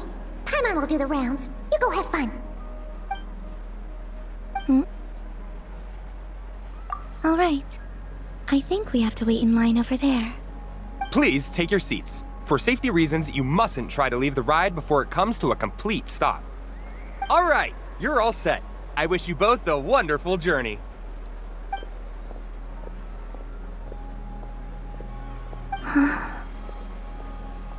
Not bad. It reminds me of riding a moon lane. Sometimes, the Kuhenki circle around me like this, playing their beautiful melodies. Yeah, I'm going to miss them.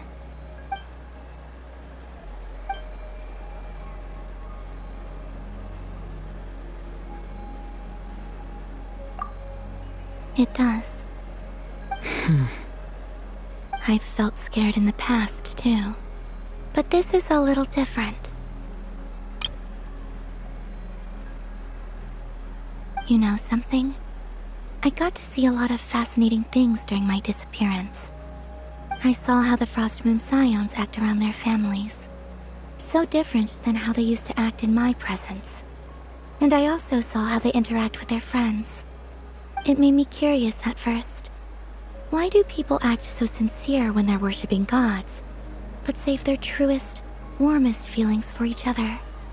Slowly, I came to realize that it's because they trust one another. They know, deep down, that they'll be accepted for who they are. All of it. The good and the bad. I know. I knew it the moment you started calling out my name. What I fear now is the end. I fear losing all this the very night I have gained it.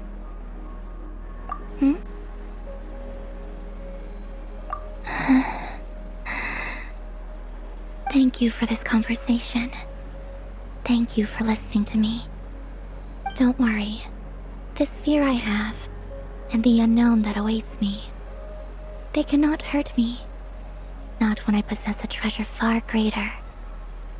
I just want you to remember this version of me, the real me, on this final night together.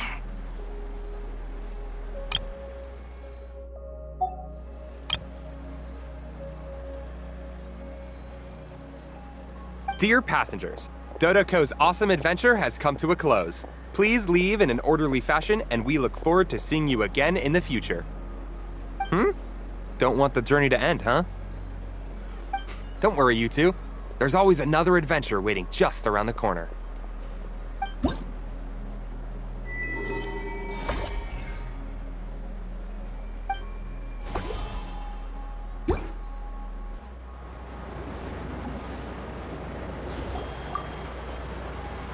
Dodoco's Whirligig. Come ride on a soft and furry Dodoco and embark on an unforgettable adventure.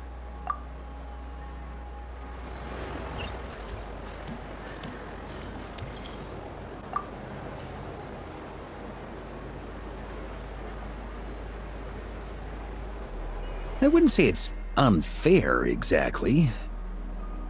I mean, your voice goes right into people's heads.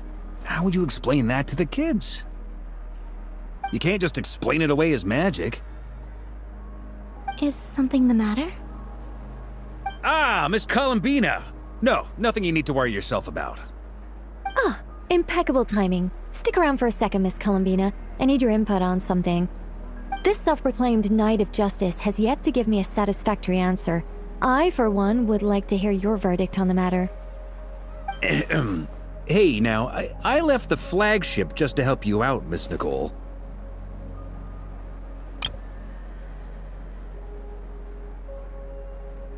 What's going on? So Alice and I are both using long-range remote control spells that work on similar principles, allowing us to attend this festive fair in Dodoco form. Sorry, let me backtrack a little. While similar, there are some key differences. Alice, being a great mage, wanted her Dodoco to reflect something of her own charm and mystique, so she adjusted the way its tail moves when it spins around. An entirely gratuitous move, in my opinion. I hardly see how anyone is going to notice that. If anything, I'd say that anyone who stares intently enough at a Dodoco's tail to notice such a small detail is someone we ought to be highly concerned about. I only say this to emphasize that my question has nothing to do with tails. Now that we're clear on that, why is Alice's Dodoco permitted to interact directly with the children celebrating Moon Prayer Night, while mine is not? Your voice speaks directly into people's minds. See? Exactly what I said. Miss Nicole? Ugh, I can't stand it. I know that probably makes me sound like a whiny child acting out in front of their parents. And it's a little embarrassing now that I think about it. But hey, I said it now, I can't take it back. That would be even more embarrassing. Also, don't go reading too much into that analogy. It was off the top of my head. I'm actually an awful lot older than either of you. Miss Nicole, are you saying that you'd like someone to play the game you've prepared? I'm not so invested in that. It's just something cobbled together using items I borrowed from Alice. She probably didn't even make them herself. The point is, I want to know everyone's thoughts after they receive their prizes. But as you've said, I can't just ask. I've been biting my lip for so long, and I've had no one to vent my frustrations on. I thought this was going to be a nice, straightforward festival where I'd get the chance to guide people to treasure. Well, can I play? I can't guarantee that I'll win a prize, but... You will? I'd like to try. Then what are we waiting for? Let the game begin! It's like they forgot I was ever here.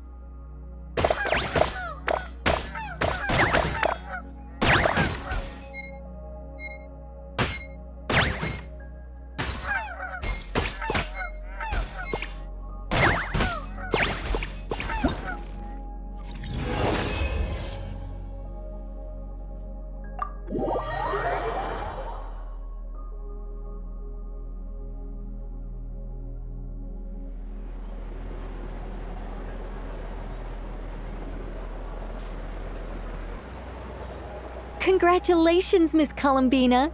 With your great wisdom, you have overcome every obstacle in your path and conquered the great challenge posed to you by fate. Fate? Well, something to that effect. If you'd prefer something more poetic, it could be the icy winds or the dawn. Anything you like, really. You could even go with the challenge posed to you by Dodoko, if that's what you're into. Anyway, you can take or leave my suggestions. Moving on. All my hopes are now resting on this.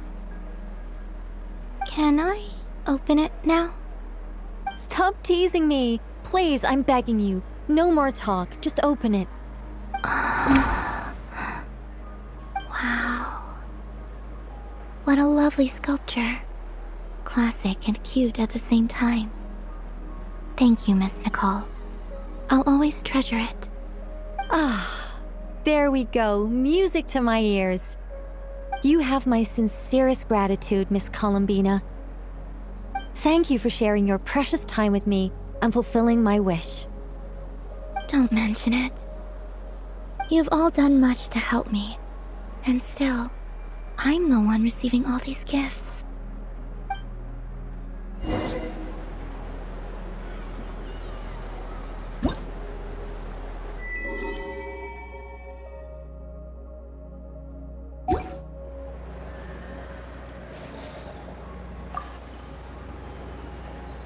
A soft and furry creature that bounces and jumps.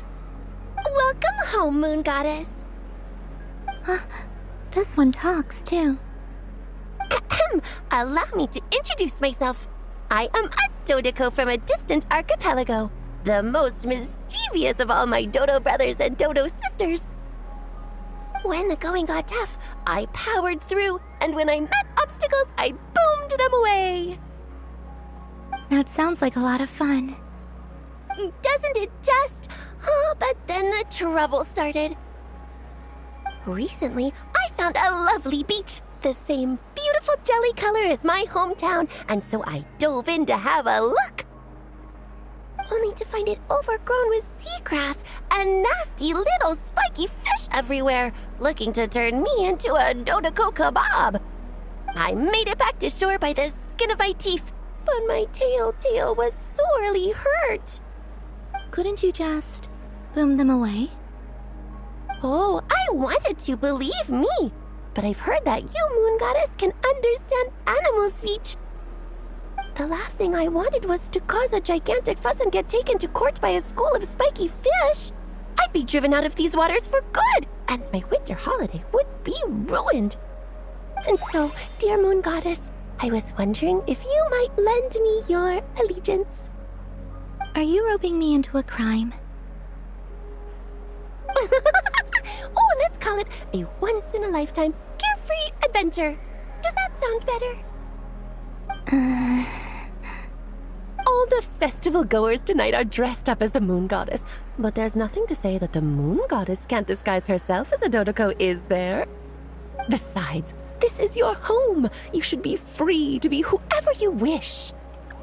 I'm afraid I'm not well acquainted with Dodokos, Madam Mage. Oh, that's quite all right. We Dodokos are innocent, happy creatures with a free-spirited nature.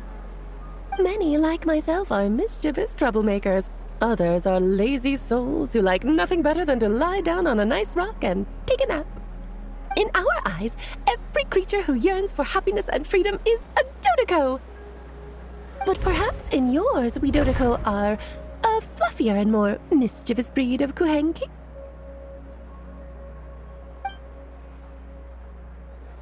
Yes, that is a much easier image to follow.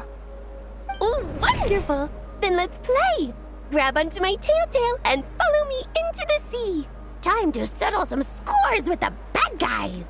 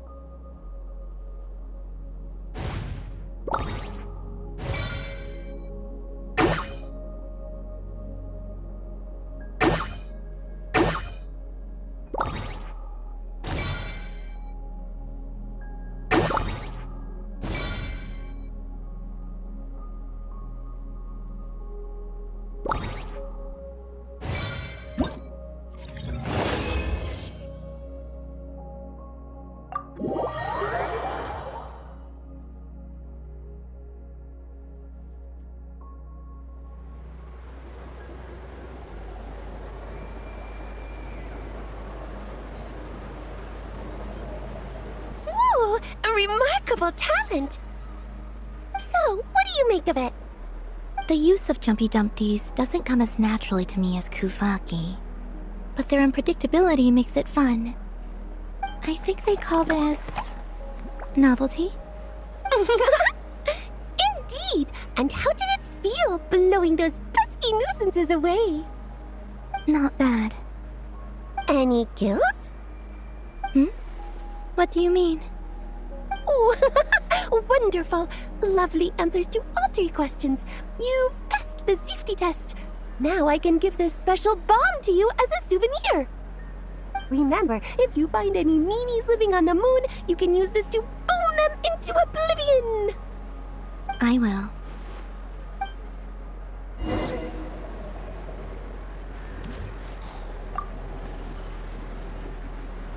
Welcome home, Moon Goddess. Oh, you're the genuine article. Alice was right. This moon prayer night was worth watching after all. Another one that talks. Greetings. Pleased to make your acquaintance. I am the Hexenzirkel member they call B. Barbeloth Trismegistus. Columbina Hyposelenia. Pleased to meet you too. Hyposelenia. A fine name indeed. Now then, Miss Columbina, do you wish to hear a mage's divination? Divination? The Frost Moon Scions used to ask me what would happen in the future. Is this like that? From the perspective of the one seeking answers, perhaps. As you look to your journey ahead, if you seek to understand the unknown, resolve your doubts, and soothe the confusion in your heart, divination could be for you. The unknowns on my journey. Of course, if one wishes to peer into fate, then hydromancy is the more precise option. But that is a complex affair, and to relegate that majestic art to the status of a festive amusement would seem somewhat uncouth. Besides, it is sometimes better to not know fate with great certainty. Hence, I shall use the suitably festive Luna Arcana to tell your fortune instead. It is more popular with the youth in any case. Lunar Arcana. Indeed. Unlike hydromancy, this will only display possibilities and trends. People like to think of themselves as creatures of agency and free will. Peering too far and too clearly into the future is detrimental to both body and soul. I'd like to give it a try. Of course you may. Come then, take a seat, Miss Columbina.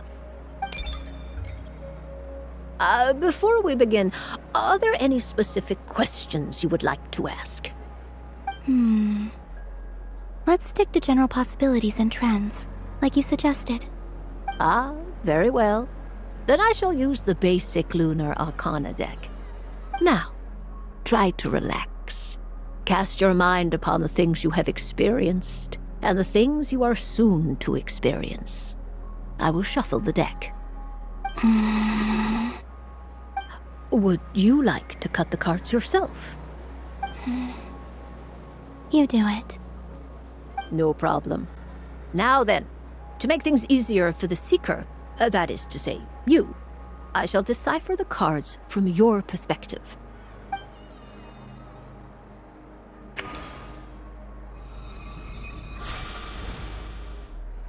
Please, draw the first Lunar Arcana. This represents destiny and is the foundation for the divination as a whole.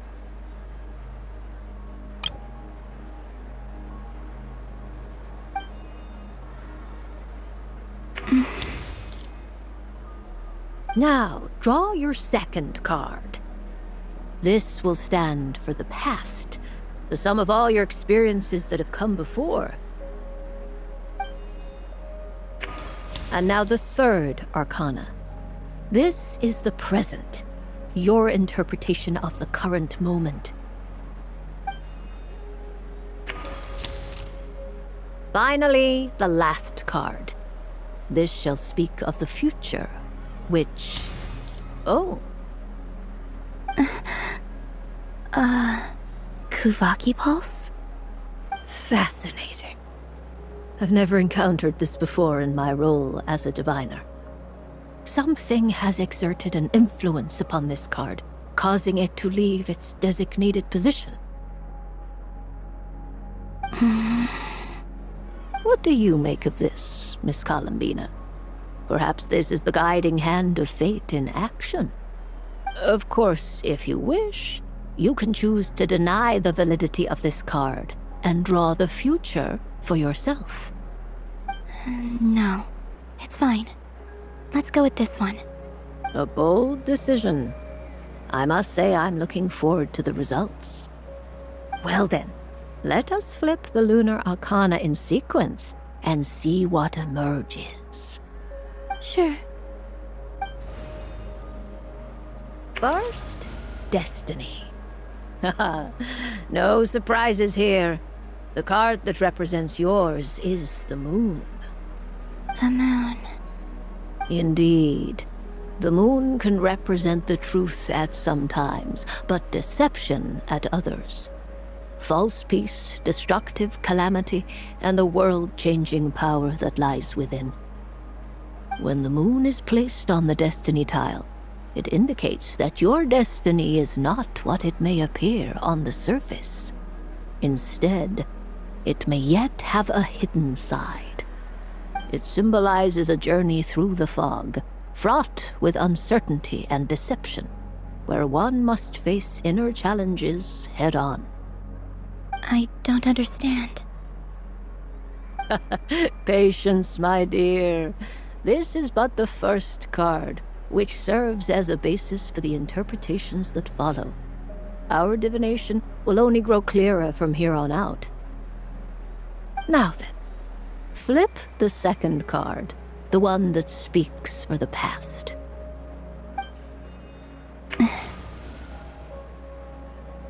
Ah, the Hermit, but inverted. Inverted? Yes. The Hermit symbolizes solitude, introspection, and the pursuit of truth. When inverted, it represents isolation, truth out of reach, and a path that leads one astray. Combined with the moon as one's destiny, the Hermit inverted represents a choice you made to stand alone in the past. It was a choice made not out of fear or arrogance, but for reasons that others could not perceive. You fumbled through the darkness without a guide, but you did not find your way. Rather, you went astray. More than once, it would seem. Is this about how I became Kutar despite not wishing to become a god? And how I joined the Fatui because I yearned for a place to belong? I suspect only you know the answer to this question. All is not lost. The past is in the past, and so it shall remain. Shall we look into the present now? Oh my. The Lovers. One of the most interesting Luna Arcana. What does this one mean? This means that you have had an unprecedented emotional experience. The joy of finding your soul becoming intertwined with that of another. A precious and wonderful thing indeed. It's true. I've made a lot of friends recently, and they are very good to me. I like them a lot. That sounds lovely. I am most delighted for you. The Lovers can also represent important decisions, perhaps related to a parting of ways. Now, if I were to guess... Yes. My return to the moon. I understand. Parting with friends is never easy, Columbina. But rest assured, this is not the end of your journey. There is always another story waiting to be told. The future always lies ahead. The future. Well now, it's finally time to flip this most mysterious of cards. Why did it appear? And what does it wish to tell you? I'm ready. Very well. Flip this card and see what lies on the other side. Oh. Miss Barbeloth?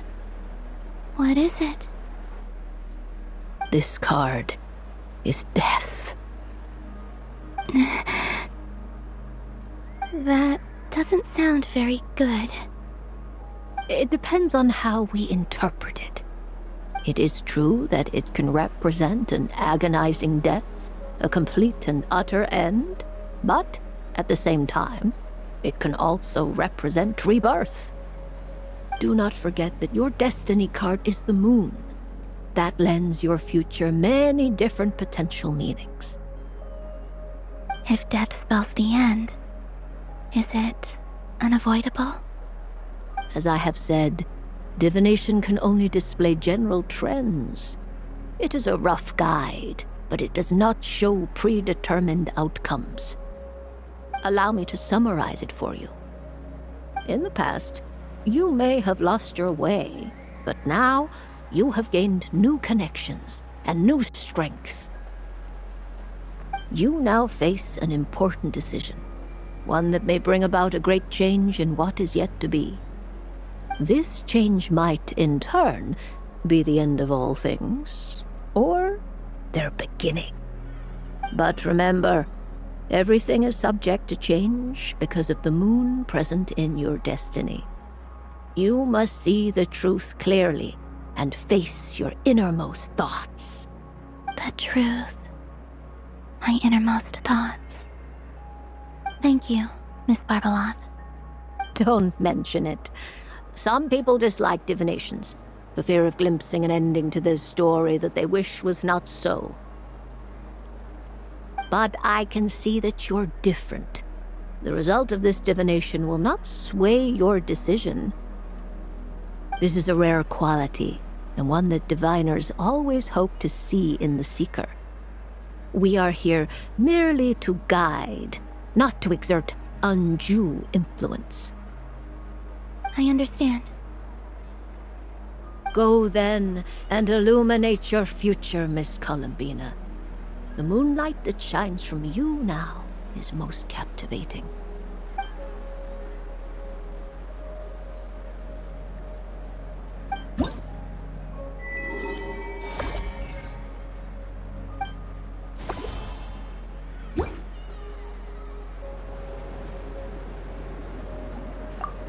The death card made a most enigmatic appearance. The moon for which Miss Columbina is bound, I fear. Fretting is of no avail. I will have a chat with Alice about it sometime.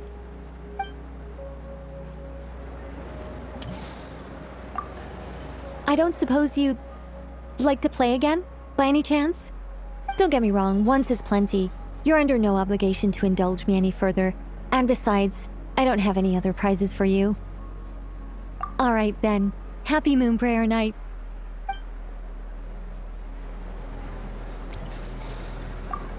Up for another round of Fish Blast? Oh, I mean of Bye-Bye Bad Fishies?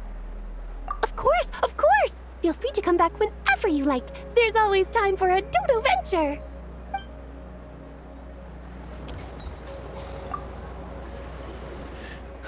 It'd be rude to just leave without saying anything. But at the same time, I don't want to barge into their lively conversation just to announce that I'm leaving. I guess I'll just wait a little longer. Huh? Albedo? This sketch is for you, Grandmaster. Oh, a gift for me. Thanks.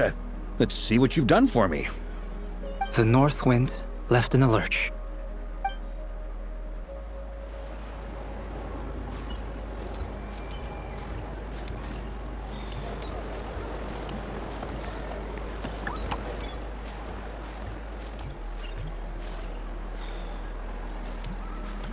Ding dong. The next robot show will start in 5 minutes. We thank you for your patience.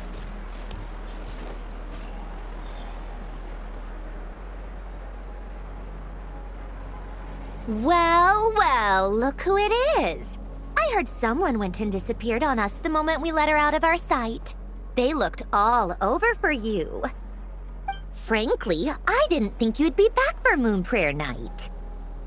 Were you worried about me, Sandrone? You would like that, wouldn't you? Do you even hear what you're saying? It seems to me like you disguised yourself with festive headgear, just so that you could come see me on Moon Prayer Night and make sure I'm okay. You didn't even bring Polonia with you. You? I thought you couldn't see! I cannot. But I sense the confusion of those around us rippling through the Kuvaki currents. Based on what I know about you, let me guess what you're wearing. Is it cat ears? Shut up! I'm only here to protect the Fatui's interest in this territory. Running into you was pure bad luck. Really? But you were the one who asked Arlecchino to help everyone find my name. Columbina! Ugh! Just one more forward, and I'll unscrew your vocal cords.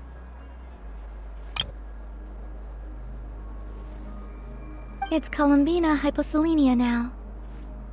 Tell someone who cares. I've missed you, Sandrone. The whole time I was gone, I was thinking. I hope I get a chance to say some ugly words to you. Is that supposed to be a joke?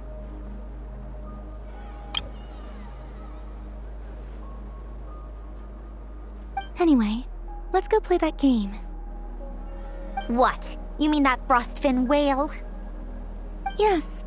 It's some kind of game where you get bitten if you step on the wrong tooth. Seems like fun.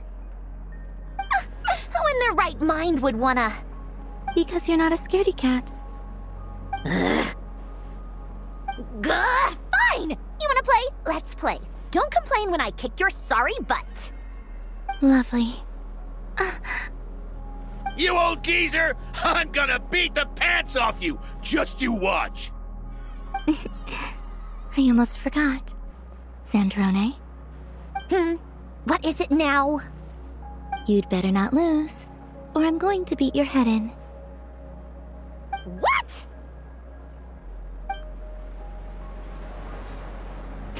Allow me to demonstrate since I'm feeling so nice. You just step on the teeth, like this.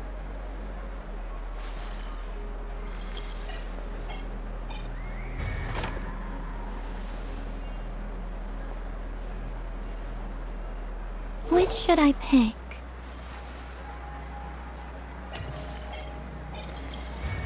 Your turn, Sandrone.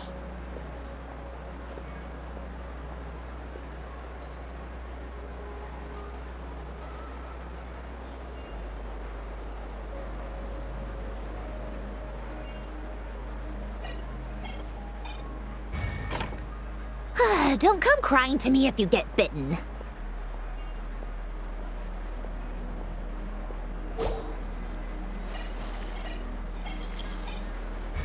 There are less and less teeth remaining.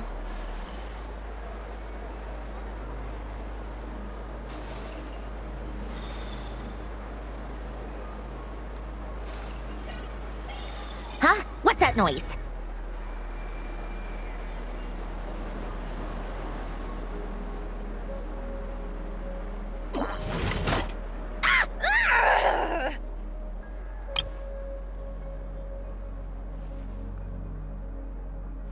I think you might have picked a bad tooth, Sandrone. Shut it! Do you need any help? It seems like you're stuck. No! It's just a blasted... toy! How is its grip this strong? Stop laughing! All right. Well, you lost. So just like I promised... Hey! What are you doing? Are you seriously? Hiya!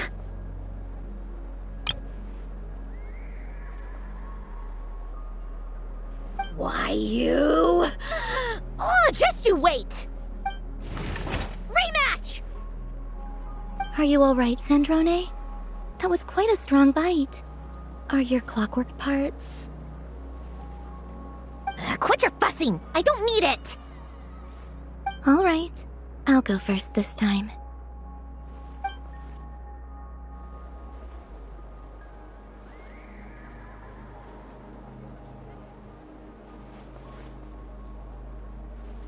I see it now. She can sense which teeth are rigged. So I just need to avoid the same ones that she does.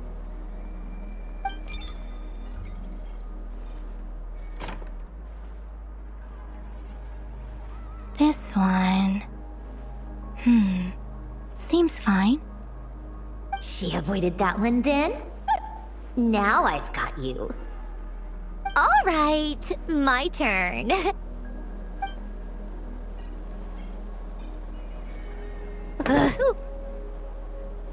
What?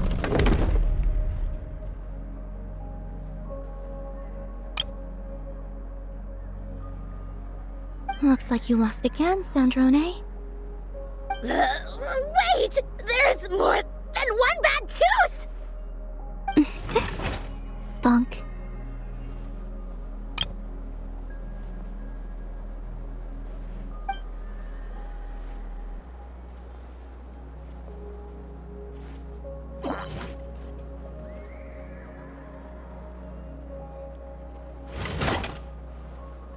Stupid game! What idiot came up with this?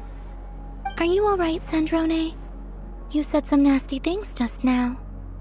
Oh, I'm peachy. Should I let you bonk me on the head as well?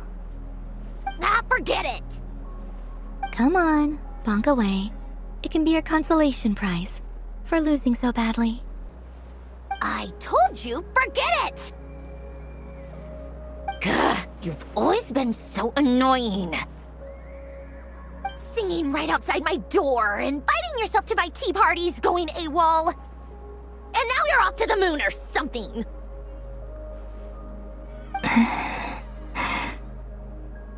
Of all my days with the Fatui, the times I spent with you, Arlecchino, and Rosaline, they were my favorite. I will not forget them, just as I shall not forget this moment. We'll always be friends, no matter where we are, right? Who would want to be your...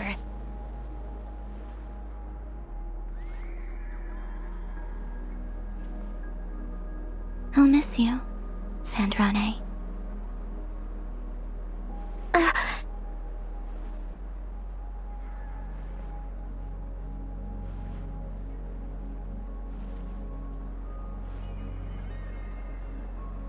Goodbye, Sandrone.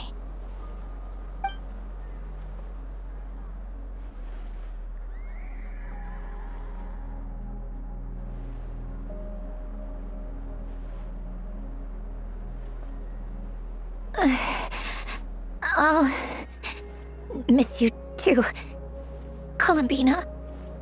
Sorry, what was that? Ah!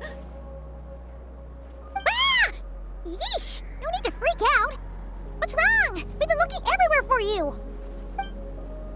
What do you want? Oh, nice ears. What do you want? This! Huh? It's your turn to draw something. You're one of her friends too, aren't you? Doesn't know how lucky she is. Sorry? Nothing. I'm done. Take it. Oh, that was fast. Oh, and one more thing. Last time we spoke, you mentioned you were interested in the Narcissan Kreuz Ordo's research, remember? There were too many people when we last met, so we didn't get the chance to do this. What are you talking about?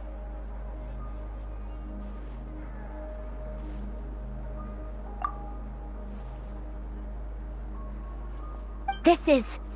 Oh. Alain, Renee, and Marianne. Huh. The Holy Blade. A savior's plaything. It's not about whether I approve or not. These people, they would sacrifice themselves for the sake of the world. Especially Alain Guillotin and Renee. That is something I would never choose to do. Still, I didn't know they had any pictures left from that time. If I'd have thought to bring a camera, I'd have... What? Yeah, of you being bitten by the frostfin whale and Columbina bonking you on the head. Tear it up! Now!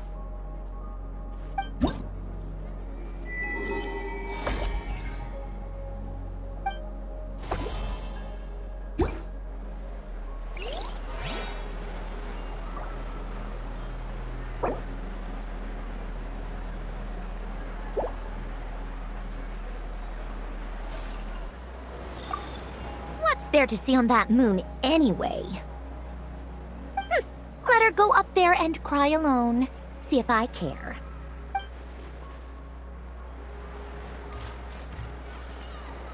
Moon prayer candy! Beautiful, tasty moon prayer candy! Buy a whole box, share it with your friends and family! Candy? To share?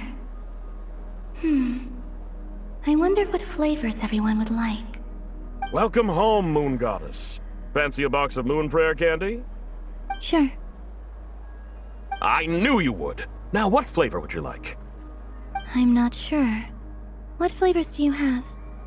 Is this for yourself or as a gift? A gift for my friends. Ah, I see. In that case, I'd recommend apple, lockaberry, or midsummerberry. Those are the most popular. Do you have nocturnal blossom flavor? Huh. I've seen couples give those as gifts before, but I did not know they were edible. No? Okay then. Moonfall silver? You did say this was for friends, right? Maybe smetana then. Hey, now that's a creative idea! I've never tried it before, but if you're happy to wait, I can see about whipping up a batch on the spot. While we're at it, you got any other ideas?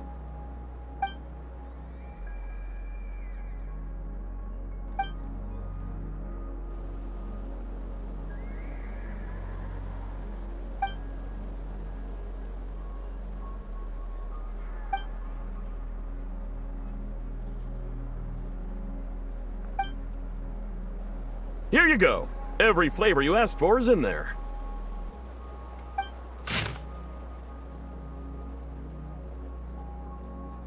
Thank you. Haha, I should be the one thanking you! You brought me a whole bunch of new business. It's like a genuine blessing from the Moon Goddess. I hope you and your friends have a lovely night.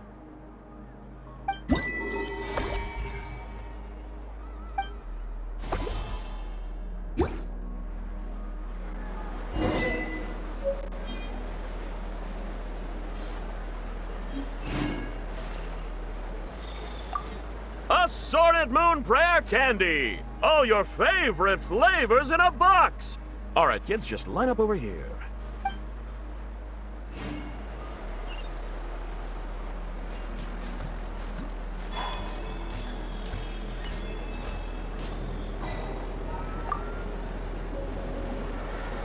Traveler. Hey there, Columbina! Are you done checking out the festive amusements already? Are you sure you don't want to look around some more? You might not get another opportunity like this for a while. Right now, what I'd like to do is... Oh! Candy for us? Thanks a bunch, Columbina. Don't mind if we do. Whoa! This one's intense. But it's so tasty. What about you, Traveler? How does yours taste? Oh, sounds good. Paimon's drooling now. Are there any more Smetana candies in the box? Yes, I believe so. Okay, gotcha. Let's see.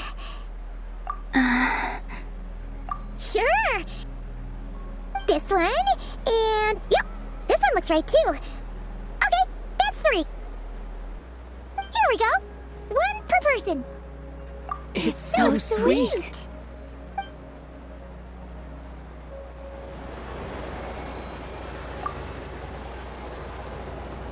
Traveler, Paimon. Columbina! Finished with the festival already? Really? You're sure you don't want to have a little more fun out there? Final answer. Yes, I am sure.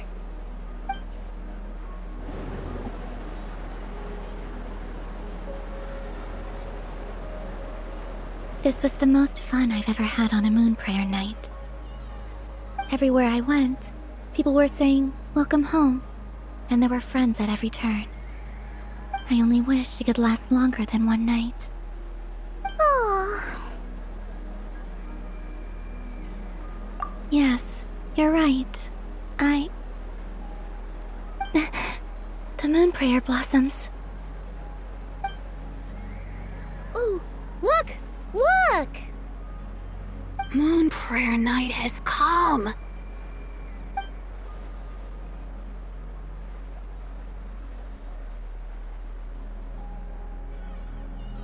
The moon. It's so beautiful. Happy Moon Prayer Night, dear. Happy Moon Prayer Night. Happy Moon Prayer Night.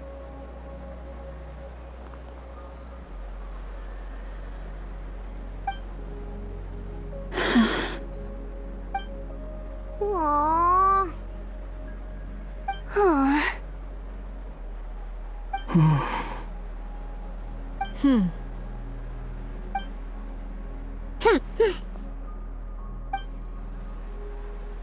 Time flies when you're having fun.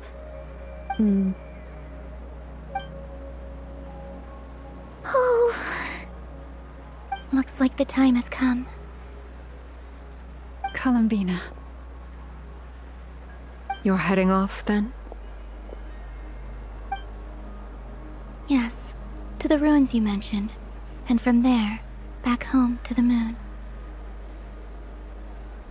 Wait! I know? At least... Take one of our craft shop's crumb cookies up to the moon with you. You know, for a snack. Sure, why not? The Curatorium of Secrets believes in proper farewells.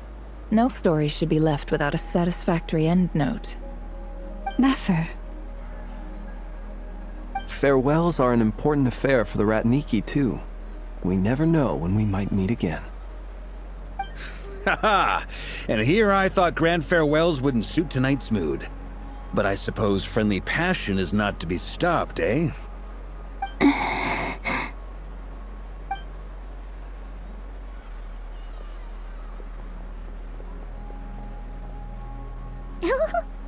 We made a little something for you, Columbina. Ta-da! What is it? A Moon Prayer Night greeting card with drawings by all of your friends.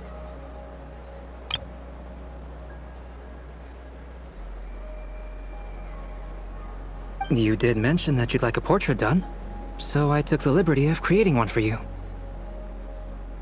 I, meanwhile, did the portrait of Mr. Albedo, and Mr. Varka did the same for me.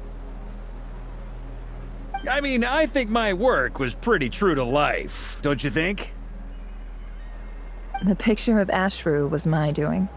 The two of you seem to get along rather well. Wait, was I the only one who did a full-body picture? That's so embarrassing. I did pictures of me and Anefa. I did my own portrait and one for Hat Guy. Plus, there's the two mages, Arlecchino and Sandrone. So, if you ever miss us, just flip the card open and we'll all be right there with ya.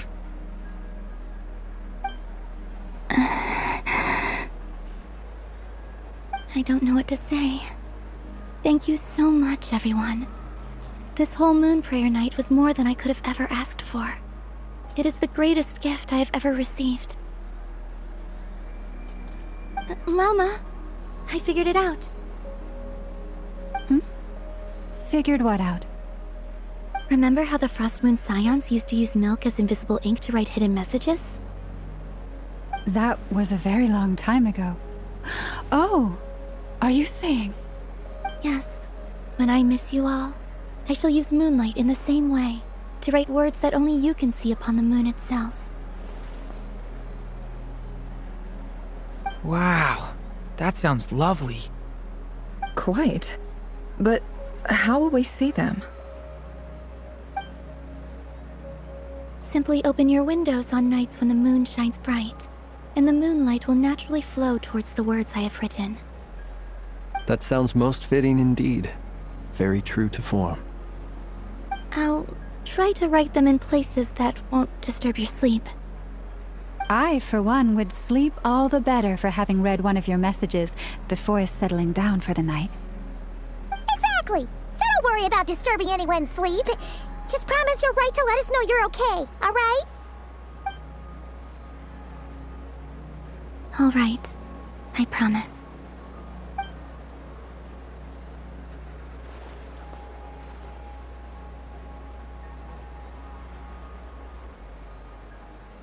In that case, Columbina. I'm ready. Very well. Let's go.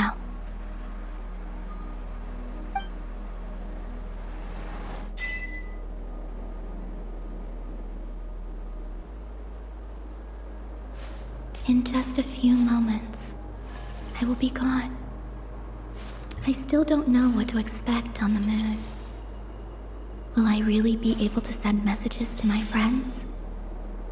The Kuhenki, the animals of Not Cry. I'll never get to see them again. I wonder where I'll be when the next moon prayer night comes.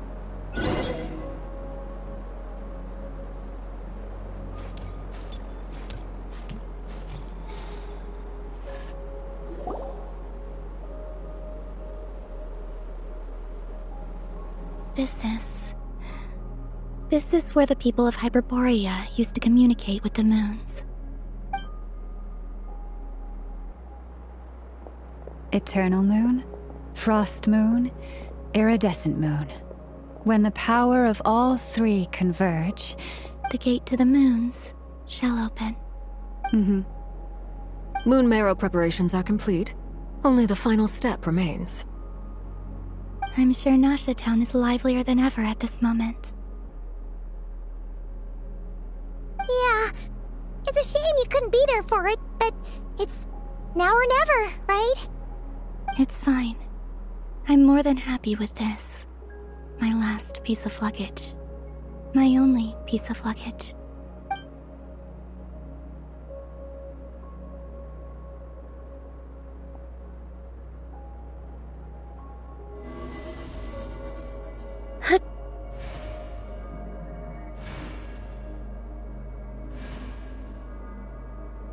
I can already feel the moon calling to me.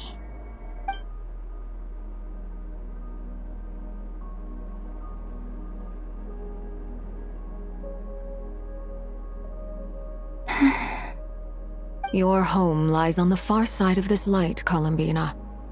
From now on, we will at last have a reason to pray to the true moon. Columbina. Yes? I'm listening.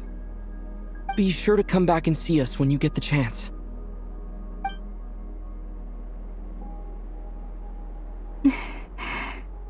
Of course. But if that chance doesn't come, then remember that you have friends on this planet. People who will miss Columbina. Yes, I will. Thank you for everything you've done for me. And remember, come night or day, the moonlight shall always connect us.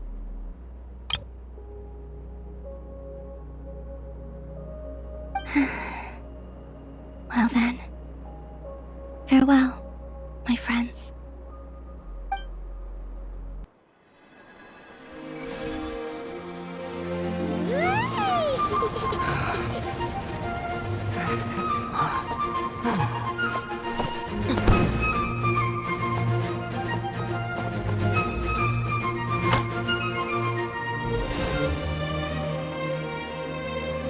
Thank you. This was my happiest night in Tevat.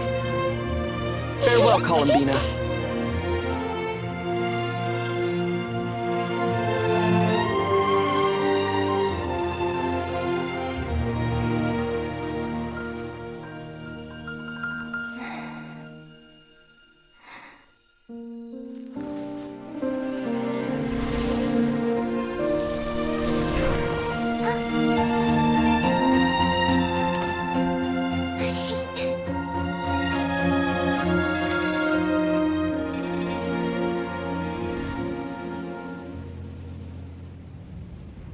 The moon really is closer than ever tonight.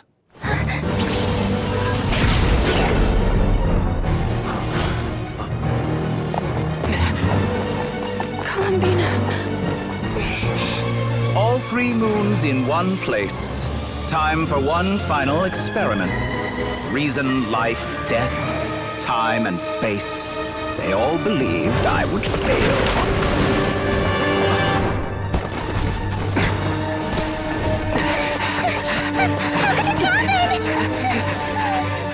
But Tevat's primordial power never did belong to the throne of heaven.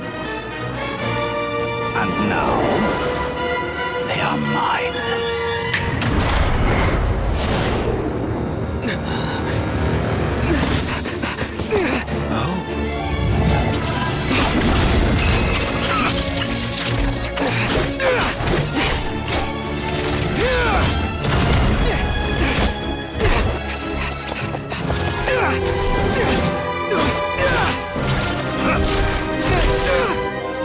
No, as long as I'm here.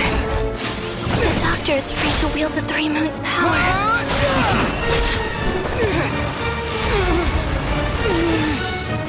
It's the only way.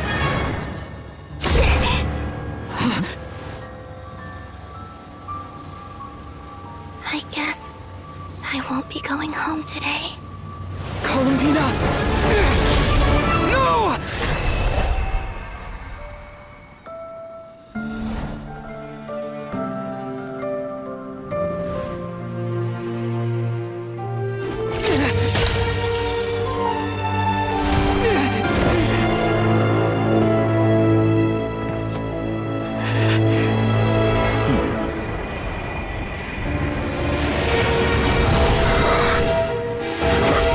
Stubborn world, do not try to control me!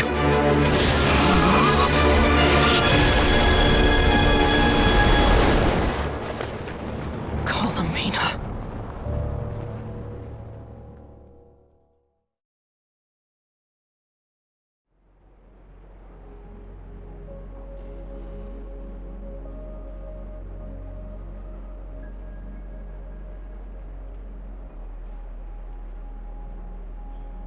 Are you all right?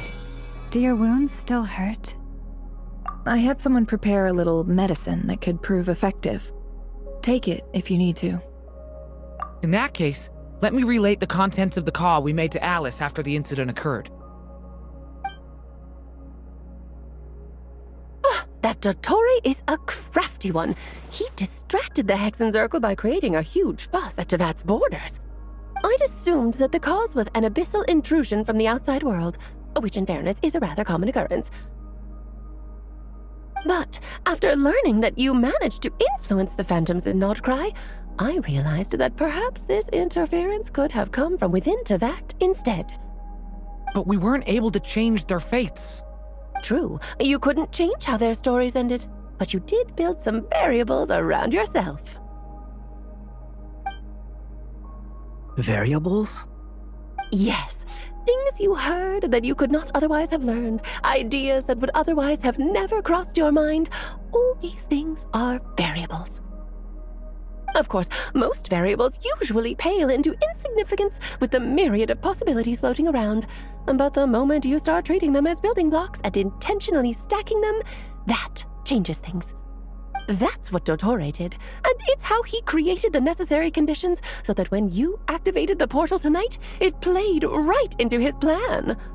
However, we have no way of knowing exactly what he did. Yeah, we also need to ascertain Columbina's status. And that about sums it up.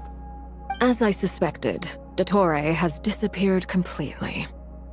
If it's any consolation, he wasn't able to control Columbina as he might have wished to. Oh no! What? She did what? All we saw was Dottore appeared and used some kind of power. The next thing we knew, he and Columbina were gone, and you were falling into the sea.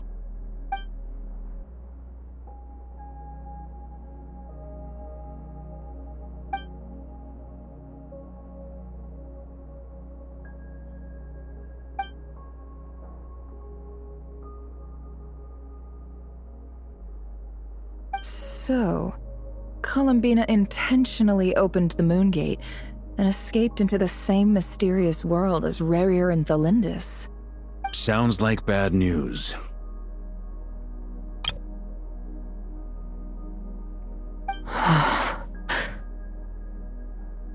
seen in that way, the trilunar syzygy and Revere's emergence, Dottore might have been pulling the strings in both cases.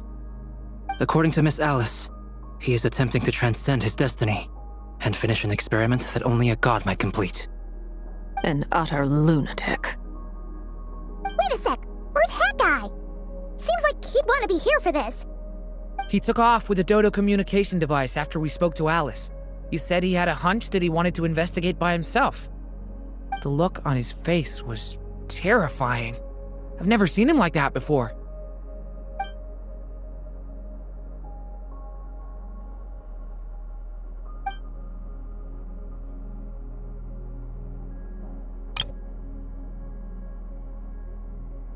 I'm back. Hat guy! I went to look for the Hyperborean phantoms again. I think I've gotten to the bottom of it.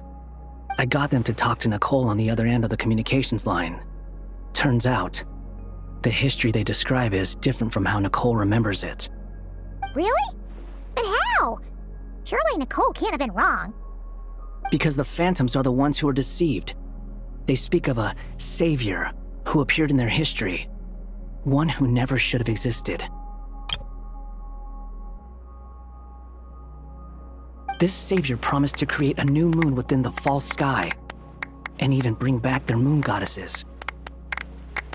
Foolishly, they believed in him, and told him everything he wanted to know about the moons.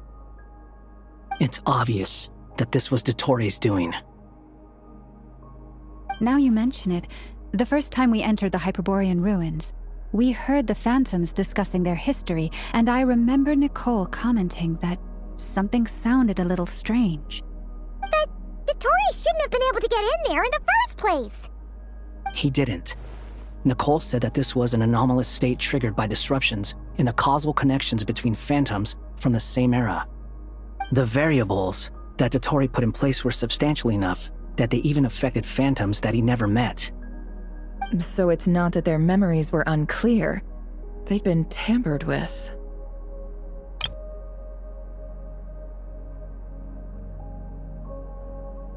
That's exactly the possibility Dottore was trying to manufacture.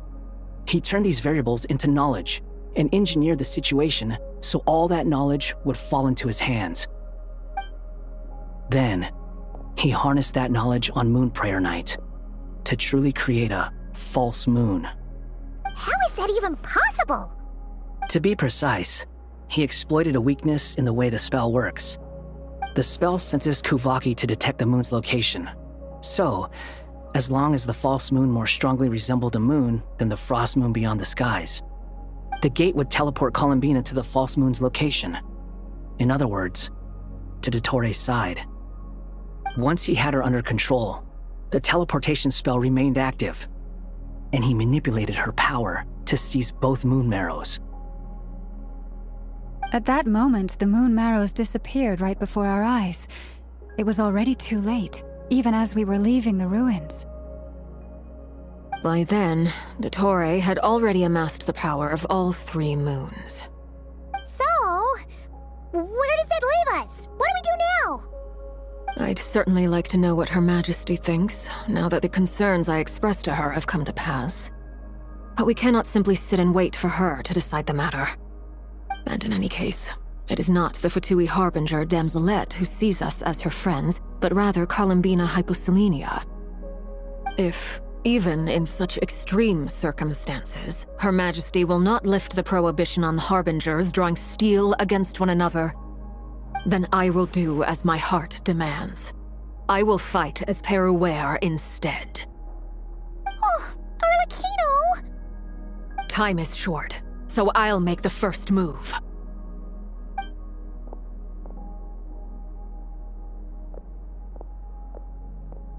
Whew.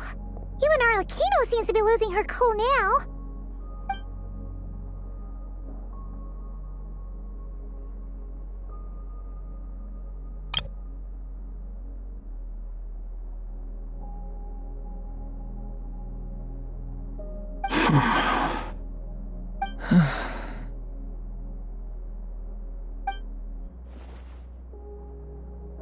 All right. lose those dejected looks for a moment and let me get a word in. It looks bad, I won't lie. Very bad, in fact. So Dotori's pulled some real dirty tricks to gain the upper hand. For now. And yeah, it's to the point where even the mages say that his variables have affected destiny. I'm not so sure, though. Many have told me that Tevat's destiny is fixed, and that does appear to be the case. Well, what makes Dotori so sure he'll be the exception? And since he was able to stack these variables up, who's to say we can't do the same? You of all people should not be discouraged, traveler from afar. This isn't over yet. And you're not alone in that. Everyone here does, whether they've spoken thus far or not. But none of us are the type to sit back and wait for the sun to shine again. That's exactly how a knight should roll. If they knock you down, you get back up and get back in it. Don't forget, Honorary Knight, you're a legitimate member of Mondstadt too. Mark is right. This is far from over. Dotori's already way overdue a butt kicking given his past shenanigans. And after this, he's earned himself a double dose. That's what I'm talking about. How's everyone else feeling? I'll use Kuvaki to investigate Columbina's whereabouts. I am not ready to give up either. Leave the intel gathering to me. Whatever happens within Nodcry's borders, when the Curatorium of Secrets wants to be in the know, we always find a way.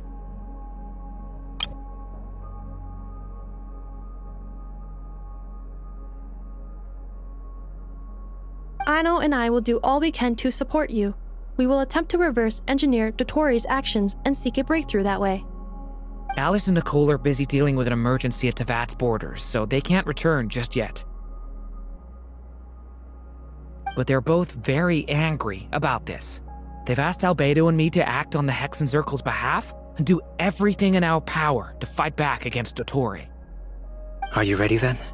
We're going to have to conduct a lot of research, even in the early stages. I'll do my best.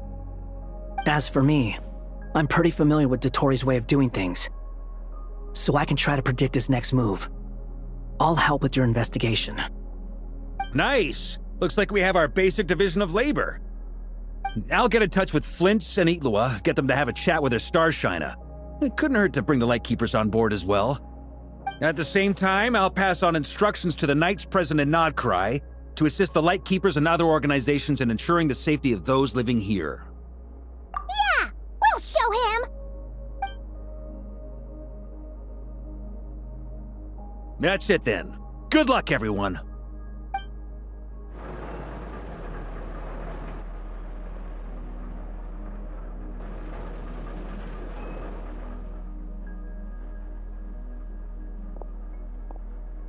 I never thought that Columbina would become my real name. It went from being a Fatui code name to something my friends call me. And remember, come night or day, the moonlight shall always connect us.